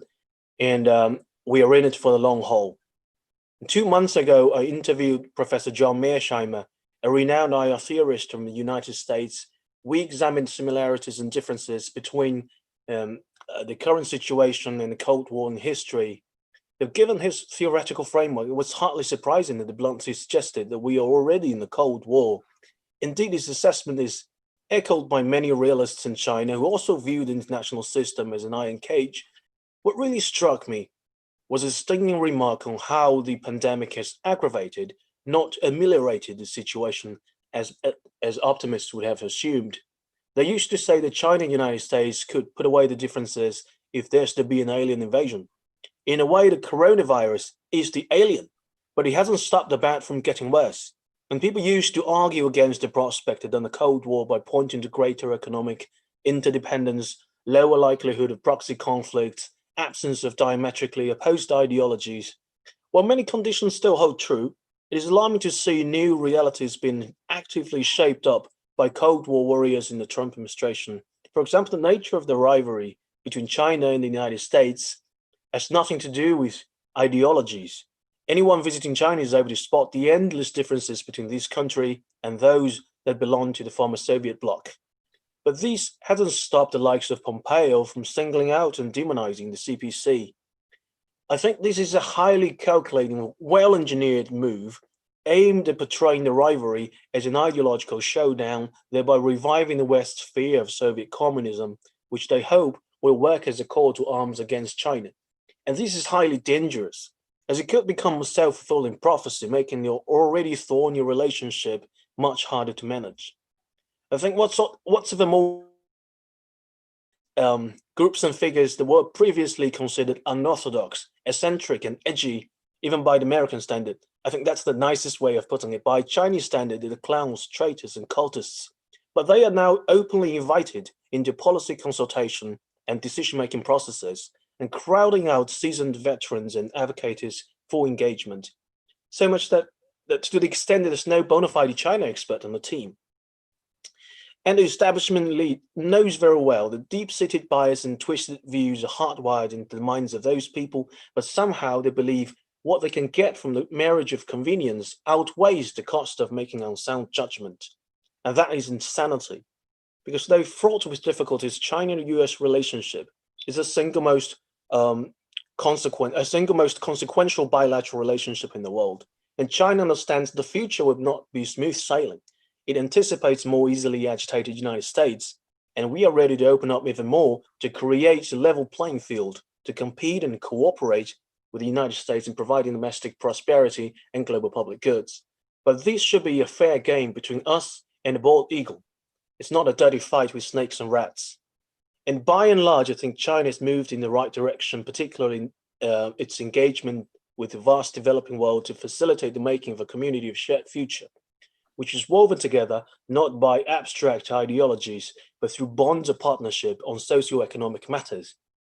And we must admit that we will encounter profound challenges going forward, not least because the US tries to sell a horror story of China to the world. And in this regard, China suffers great setbacks because it doesn't command the same level of soft power the United States enjoys. Therefore, it's hard to get its point across cultural boundaries. But in the end, I believe actions speak louder than words. And looking ahead, I think China should keep its head cool, not be discouraged by the spiking curve of hostility in some parts of the world, most notably the Five Eyes countries, where the top diplomats in the US seem to favor confrontation over diplomacy. But the harder they try to drive a wedge between the Chinese people, the state, and the party, the firmer we should stand together, not only within China, but also to reach out to the people of the global South, to those in the West, and particularly to those in the United States, because they are the ones who has most to lose in the new Cold War. And America is struggling with its response to its own decline. There are voices arguing for managed decline, let go of the hegemonic empire, return to a normal nation state, accept a more democratic, more pluralist, more multilateral world order. But there are also voices of reactionary rage, just refusing to go gentle into the good night. The conversation I had with Professor Mearsheimer left me with an impression that even people with immense intellect could lack the faculty to reimagine the world not along lines of domination and hierarchy, but of nexus and centrality. And China has no intention to replace or succeed American hegemony, doesn't want to sit on top of others and push its way around.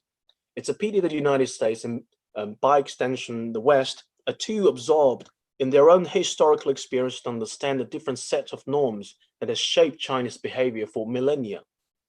And today we're gathered here to condemn those who have no scruples about dragging entire humanity into division and conflict. They may hold sway today inside the Beltway, but remember, we are many and they are few. Let's harden our hearts and renew our faith, not in miracles or supernatural beings, but in people. Unite together, we can move the world. Thank you. Thanks so much, Hany, for those inspiring words and how important it is for people like yourself to continue to develop China's communications and soft power. Thank you. Now we have two speakers on the panel from Latin America, another important pole in the multipolar world. The first is from Venezuela, which of course has bravely sustained its stand against the US hybrid war as the latter has perfected its techniques, which are now it's now endeavoring to use also against China. So we have very delighted to have Carlos Ron, the Vice Minister of North America, the Vice Minister for North America, Venezuela's Ministry of Foreign Relations. Well, thank you very much for this opportunity, and it's great to be with such a great panel and see so many familiar faces. Well, like you said, on behalf of the people of Venezuela, of the Bolivarian Revolution, on behalf of President Nicolás Maduro as well, we salute this conference. We wanted to participate because we feel it is very important that we stand up against this pretext of a new Cold War. If there's one region around the world that knows very well the catastrophic effects of Cold War, it certainly is Latin America and the Caribbean. For a large part of the 20th century, we were one of the main battlefields in that war. Thousands of people died, were tortured, imprisoned, disappeared as a result of Washington's Cold War tactics. Meanwhile, democracy, land reform, human rights, environmental rights, you name it, they were all sacrificed in the name of the Cold War, and international law was constantly trampled upon. We had coups in Guatemala, Grenada, Chile, Brazil, Argentina, Dominican Republic, the bloody civil wars in Colombia, in Central America, El Salvador, Nicaragua, and the criminal blockade against Cuba that it still exists. This is all stemming from that Cold War. So, you know, we have to oppose entering this new or a new environment that resembles that one. You know, after the Cold War was formally over. The Washington Consensus took over. It devastated with devastating economic policies throughout the region, deepening the divide between those few that had everything and the many that had nothing, until the people started reacting to this and turning it a bit around. And during the last 20 years, what we've had in Latin America has been a struggle where new governments came in, new popular democracies came in, with people leaders that resembled their people and that countered this U.S. corporate dominance, trying to find an independent way, one that opened the door for regional integration, but also, very importantly, for integration with other parts of the world that we weren't accustomed to. China became then a strategic partner for Latin America because it didn't come with that Cold War mentality. It didn't approach the region, Venezuela in particular, I could speak for, as property or as possible colonies. It saw partners for shared development and shared growth. And Washington resents this because, honestly, I think it can understand that there can be other sets of values around the world that don't mimic their own. The United States has never looked at Latin America as a strategic partner, but rather always from an imperialist and from a supremacist perspective. In the 1800s, when the struggle for independence of the South American nations, Thomas Jefferson wrote about our countries, saying those countries cannot be in the better hands, meaning the hands of colonialist Spain. My fear is that they're too feeble to hold them till our population can be sufficiently advanced to gain it from them piece by piece. So this idea that we are the property of the United States is entrenched into their history, and it became doctrine. It became the Monroe Doctrine, and didn't stay back in the 1800s. It's still here today. And both of Trump's Secretary of States, Tillerson and Pompeo, have invoked the Monroe Doctrine. So has Bolton when he was in place. It's particular to say that they wanted to invoke this principle to counter Chinese presence in the region. The thing is, for us, this is really about what the U.S.'s geopolitical competition. This is an issue of self-determination. We in Venezuela, as well as any other Latin American nation, we have the sovereign right to have the relations we consider are beneficial to our people. And no Cold War logic should have a different say. And this is a matter of principle for us. What makes us worse is that we see this new Cold War building up in the middle of the huge crisis that the United States is having. And a lot of our friends have spoken about this, but we're facing this pandemic. Over 145,000 lives have been lost. More than 40 million people have lost their jobs. And it's disproportionately affecting the poor, the racially discriminated, the homeless, the undocumented workers. And so the United States seeks again to turn this into an issue with a foreign threat, and looks for China. And by the way, it's not only this administration, but you see the discourse of the possible alternative, and they're all trying to exacerbate this shady threat. We have stood up against this vision. We have stood up against this vision of Latin America as a property of the United States, and we're paying the price.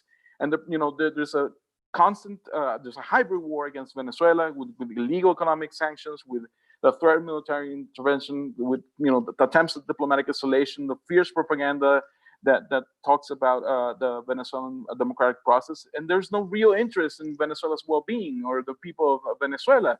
If there was, there wouldn't be, blocking of food, medicine from coming in, gasoline, down to this point, as opposed to what we have with China, where with China we have a relationship of cooperation, primarily a relationship of respect. China it's been a key ally for us in this COVID-19 crisis. In the middle of this blockade, we've received help from the technical help. We have the teams working here in Venezuela to allow us to craft up our policies to deal with this. We've had aid. They've offered aid just this week with the vaccines to all of Latin America. So this is a very different concept from the Monroe Doctrine. We wish we could have a working relationship with the United States, one based on respect. But if we're going to start from the Monroe Doctrine, we're going to apart from the arrogance and the aggression to think that we are their property, their backyard, is just impossible. So this is our context from Venezuela. This is why we leave. We have to fight this new Cold War. We call on all nations, we call on people, all movements to stand for peace, to stand for stability, to stand for international law. We have real challenges that we must face together. We have planets running out of resources. We have the poverty that could still be turned around if we were somehow focused on that and not on starting a new Cold War. So from Venezuela, we are in solidarity. This is our perspective, and we are in solidarity with all people fighting against this new Cold War, and we say no to a new Cold War against China or against any other people. We are here for peace and for brotherly relationships. Thank you very much. Thank you, Carlos, and we're in solidarity with you. I'm sure we all wish the Venezuelan people every strength as they stand up to the United States in this difficult time. Now I'm pleased to introduce our next speaker, who is from Russia. Russia and China have a well-established partnership for peace through a multipolar balance, challenging US dominance with their call for the equality of states.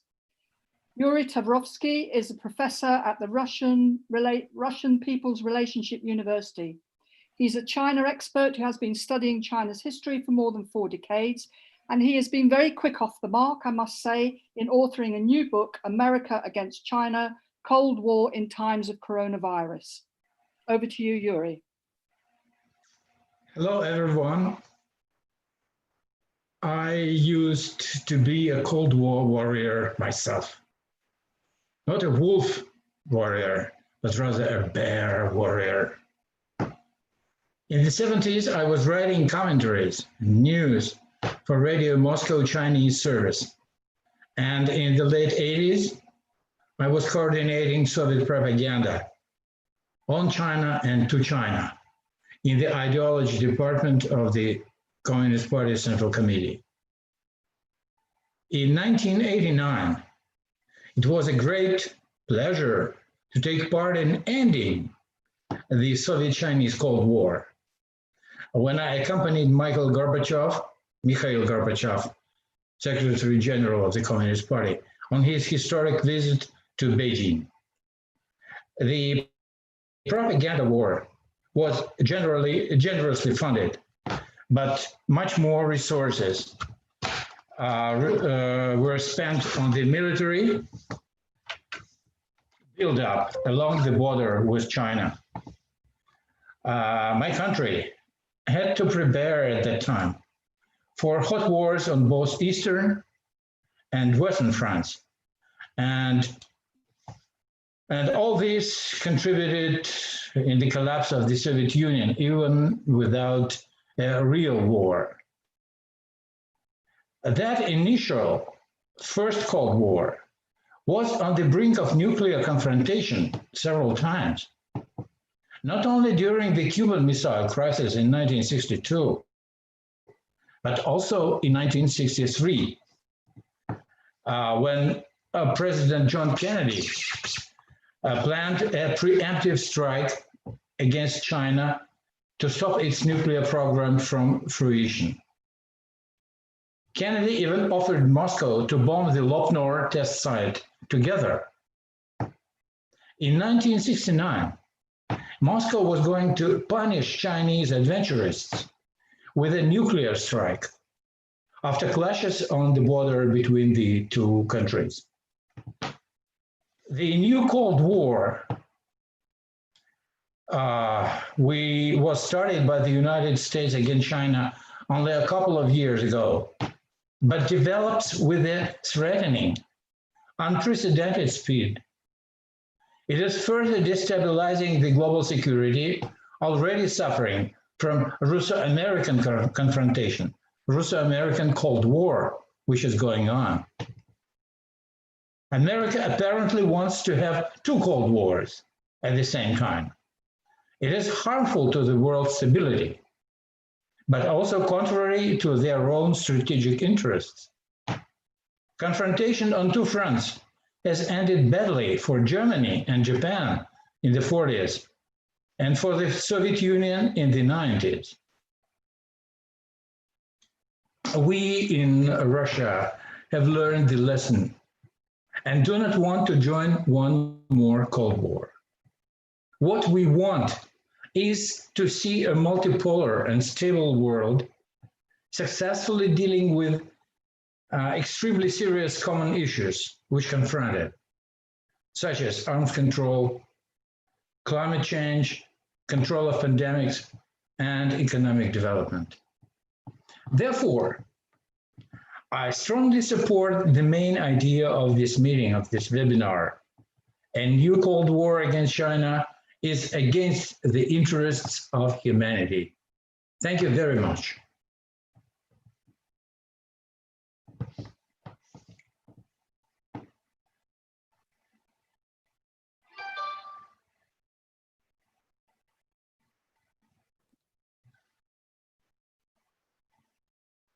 Well, Sorry, I forgot to unmute myself there. Yes. Thank you so much, Yuri. And how important it is, you know, that Russia and China work together in tackling this new Cold War, and how far the relationship between Russia and China has come. I'm now delighted to introduce to you Dr. Radhika Desai, who is a professor at the Department of Political Studies at the University of Manitoba in Winnipeg, Canada, where she set up a geopolitical economy research group. She's the author of Geopolitical Economy After US Hegemony, Globalization and Empire. She's been associated for over 10 years with the World Association for Political Economy, working with Chinese Marxist scholars.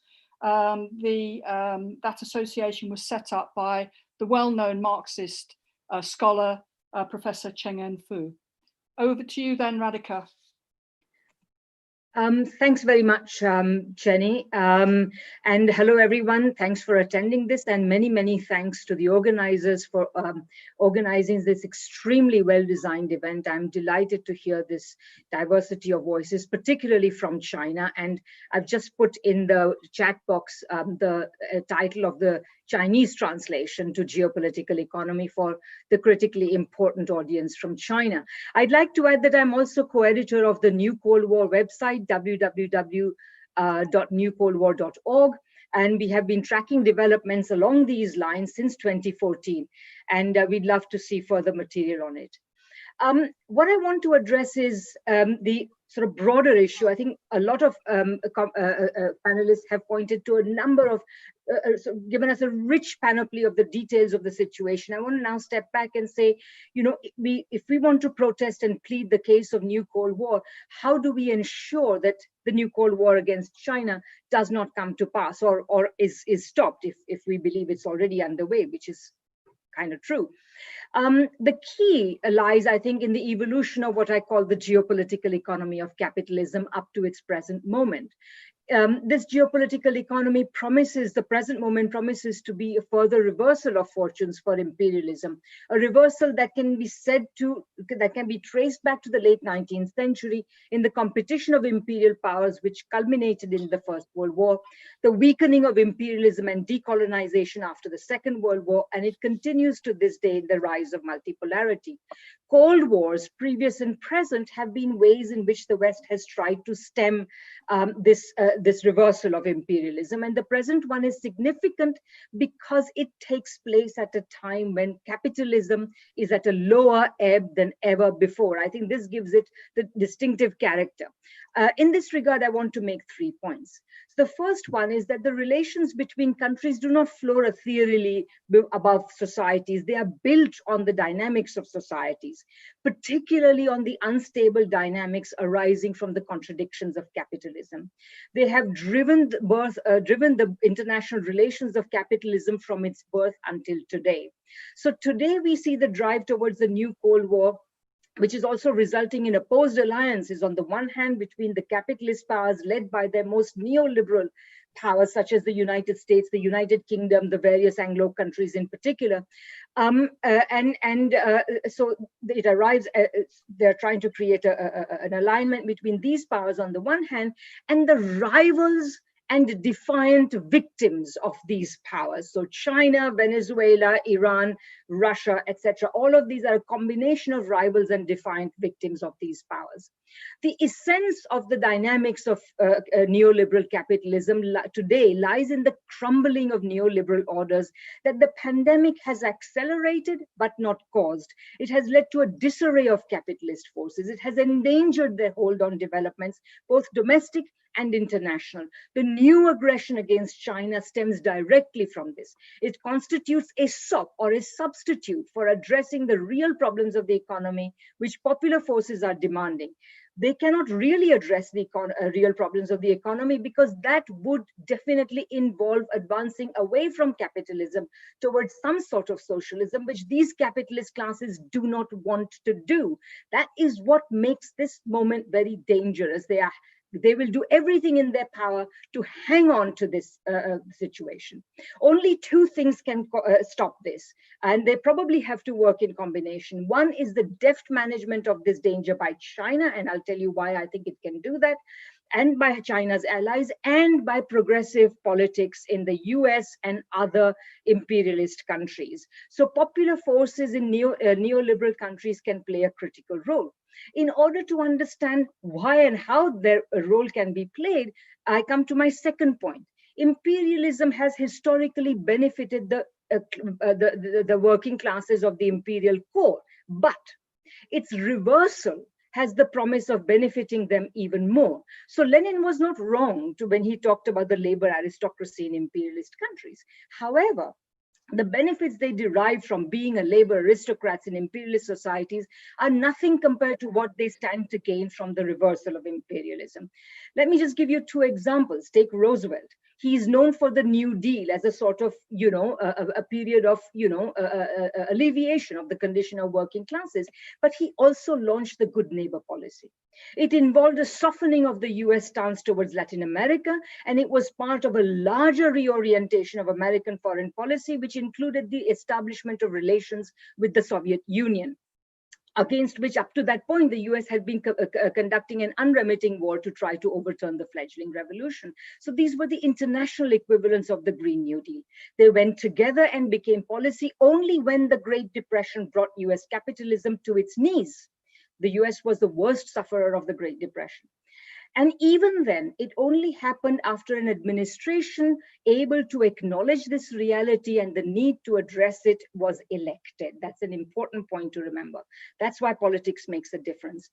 And the second example is simply the golden age of welfarist Keynesian welfare states. They went hand in hand with decolonization for a reason. It is because of the reversal of imperialism, which narrowed the options of ruling classes at home, that domestic investment and domestic consumption became more important than it could be for countries with ample colonies. So I think that in this way, the anti-imperialism and working class movements have a stronger bond than the labor aristocracy thesis, which is not untrue, underlines, and that involves a whole bunch of things there. My final point is that two developments are coming together to make an international order which has no prospect any longer of being driven by the unstable dynamics of world capitalism.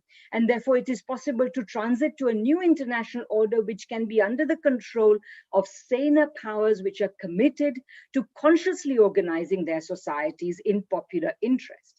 But to get there, we have to stop the new Cold War being sponsored by the neoliberal capitalist interest and in the core neoliberal countries, and we must undermine their power. So I think going into the future, I think we may also see, as we are already beginning to see, a division between the very strictly neoliberal, largely Anglo-American countries, and on the other hand, say continental Europe, which may well choose to go another way.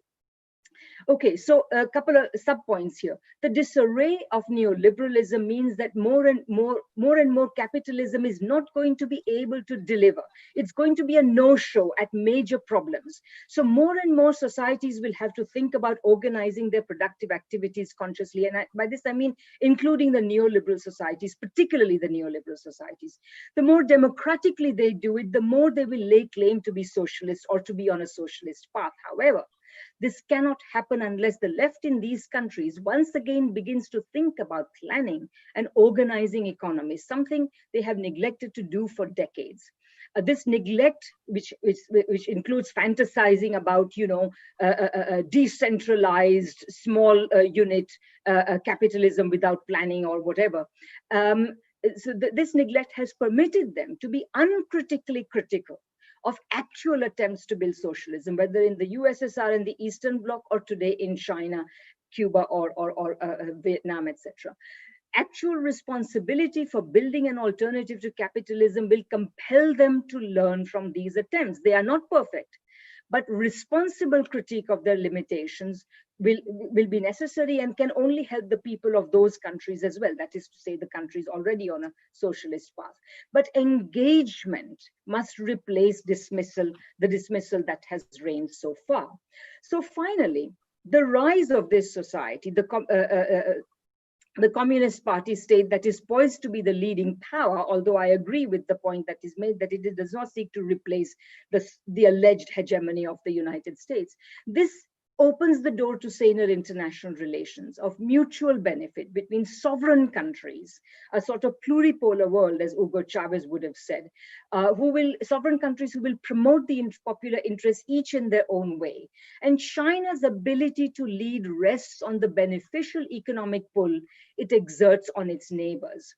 As the late and much missed Jude Woodward pointed out in her book, The US versus China, Asia's New Cold War. China can counteract the largely symbolic rewards the US and the West can offer because it has something much more substantial to offer. Its economic magnetism is going to play an important role and is already permitting China to respond in a saner way because it is less threatened, it is more confident. Capitalism is much weaker today than before, and China has built her strengths. China has built a house of bricks, not a house of straw or whatever that can easily be blown down. Thank you very much. Okay, thanks, Radhika. It's really important to have your political economy input, which helps us to think about the way ahead. So thanks very much for that. Now, our penultimate speaker is from Brazil. Elias Jabor is an associate professor at Rio de Janeiro State University's Economic Science College. He's written about China's economic reforms and relations with Latin America. So, Elias, we're very keen to hear your views on current events. So please go ahead. Thank you too much. First of all, I would like to thank the organizers of this important event for the invitation. I'm honored to be beside the great scholars and activists from different countries. I send a brotherly hug to my friends Fiona Edwards and John Ross and the Chiao Collective, and the great Indian Marxist scholar Vijay Prashad. Directly from Brazil, I send my greetings to the Chinese people, the Communist Party of China, and the lovers of the peace and progress of all countries. I speak maybe directly from probably the worst place to live in the world. I speak from Brazil, a place governed by an intimate ally of Donald Trump, and which is already the second country in the world most affected country in the world by the coronavirus. The deliberate policy of a genocide against the poor people is being consciously carried out by Brazilian government. I repeat, Brazil is probably the worst place to live in the world today. And Brazil, I repeat again, is the unconditional ally of imperialism in the world. Brazil now is like Israel of Latin America. In several events and debates, I have been asked about the post-pandemic world. Of course, I avoid answering questions about economics. For example, the people want to know if the industrial policies will be returned in the world. I don't believe that. I have responded in other field. I have responded very directly that the world is and will continue to be an increasingly dangerous place to live. And the reason is very simple. The United States needs once again another war. The United States needs to produce every day more reasons to keep your policy of permanent intervention on the world, over the world. They need to read the reasons for their failure as a counter to save lives against the coronavirus from around the world. And the United States must keep and promote chaos in the world as a means of maintaining its power. China made a major and biggest social revolution of all times 71 years ago. And since then have been gaining more and more respect and admiration around the world. In the past 40 years, its correct development policy has led to removal more or less 850 million people from the poverty line, and will be the first big country in the world to declare victory against poverty in the next year. Brazil, for example, after the coup, more or less 20 million people entered or come back to poverty line. Its size, gigantism, and history qualify China to take a special place in history, the same place that socialism should occupy in the face of an immoral and decadent capitalism. The possible new Cold War against China will not but just a war against China and socialism. It will be a permanent war against all peoples. The world will live moments of extreme tension. For example, in the past 5 years, just about every country that has received Chinese investment has experienced some kind of political destabilization. Brazil has been shaken by a large protest allegedly against corruption since 2013. But at the bottom, it was a kind of hybrid war against popular governments that approached China and created BRICS, Lula da Silva and Dilma Rousseff. The 2016 coup and the election of Jair Bolsonaro were the result of an intense hybrid war waged by imperialism against the Brazilian people. It's evidently against the growing Chinese influence in Latin America. The moment is very serious. Imperialism has promoted on my continent a series of events that must be seen as part of this new Cold War. In addition to the 2016 Cup of States Brazil and 2018 elections, all progressive governments in our region, South American, have been attacked, overthrown, or militarily surrounded. The coup in Bolivia was another tragic event in Latin America. Ecuador was sold to the International Monetary Fund, and Venezuela is experiencing now an intense process of siege and annihilation. China has shown itself to be a great hope to the world. Its large investment in infrastructure around the world has been an element capable of bringing development and new possibilities to the world, especially to the countries of Africa and Latin America. Its state-owned companies are the great spearhead that has peacefully demonstrated to the world that there were alternatives to financial dictatorship exercised by imperialism and its agencies such as the International Monetary Fund and World Bank. A great event occurred in the last days was significant in my point of view. The recent trade and financial agreement signed between China and the Islamic Republic of Iran is a milestone in the recent history of international relations. China has intervened very positively in the world and inaugurated new forms of relation between peoples and countries. But although imperialism is decadent, it still has an immense capacity to influence and destabilize any no culture which has countered the imperialist interests. It is the largest and military and financial power in the world. It uses the great advantage of being a country that issues the currency the service as a reference for financial transactions and turns that currency into a weapon of mass destruction. The new forms of hybrid warfare in war inaugurated during the Obama administration have been used to promote instability and the removal of progressive governments around the world. And it has been widely used to attack China and its national sovereignty. Let's make from this great meeting a great call to progressives from over the world in the order to join forces against a new era of aggressions promoted by imperialism around the world. No, and the new Cold War is not a great need for the present time. Thank you too much. Thank you very much, Elias. Again, really important to have an input from Brazil to get a multipolar picture. Now we've reached our last panelist to round off this excellent panel, and to help us look ahead, we have another speaker from the all-important peace movement, that other world superpower.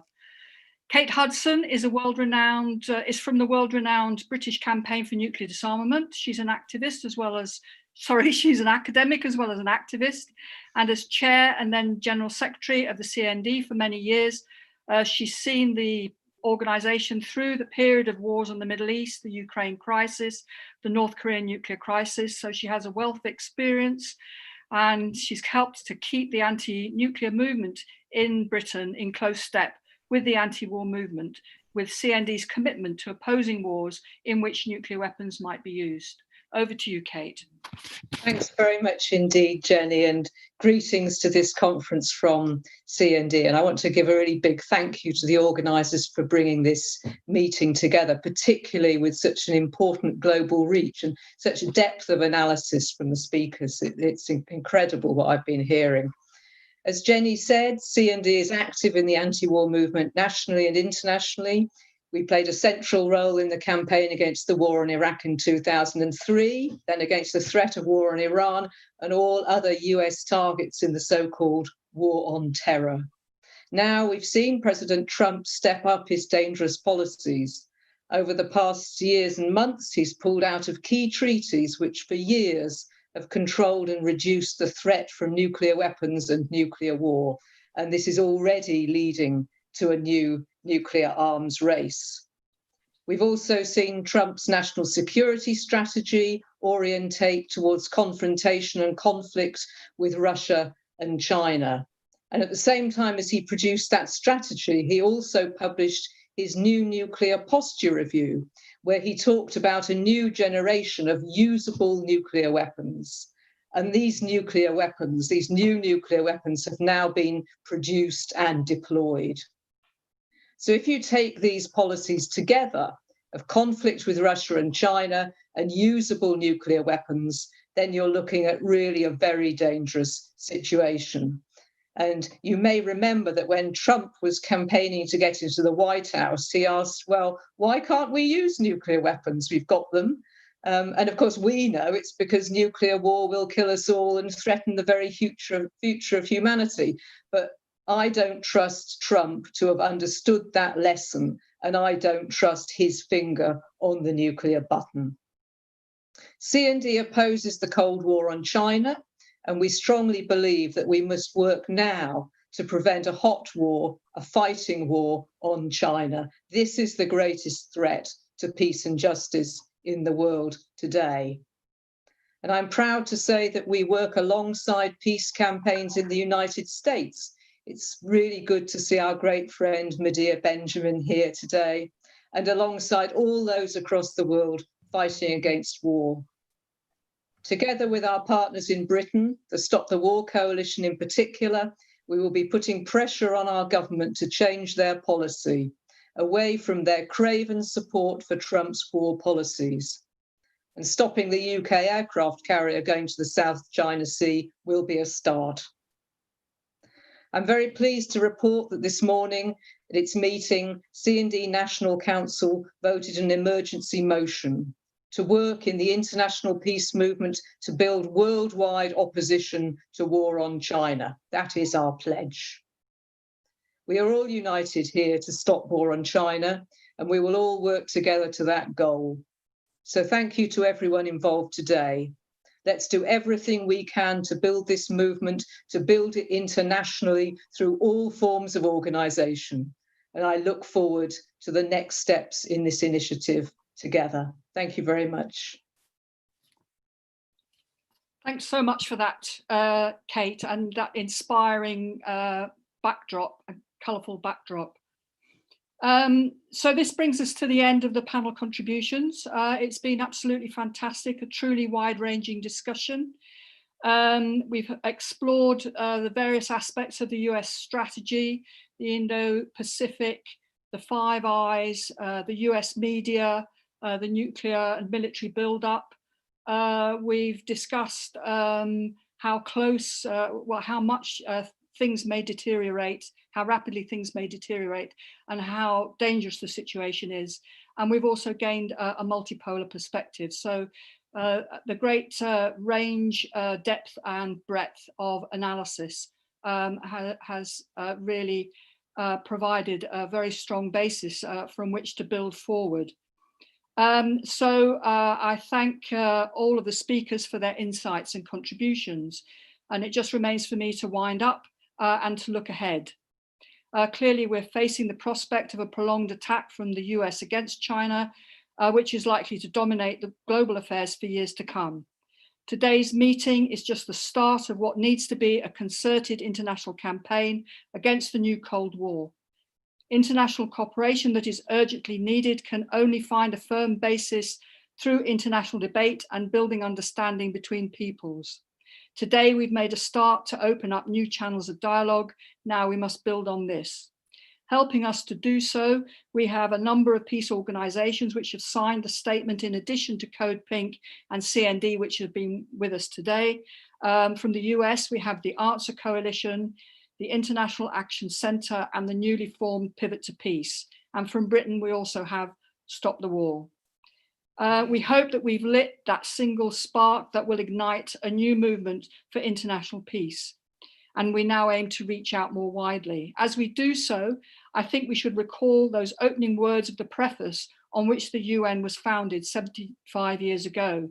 Starting, we, the peoples of the United Nations, it committed to save succeeding generations from the scourge of war, which twice in our lifetime has brought untold sorrow to mankind.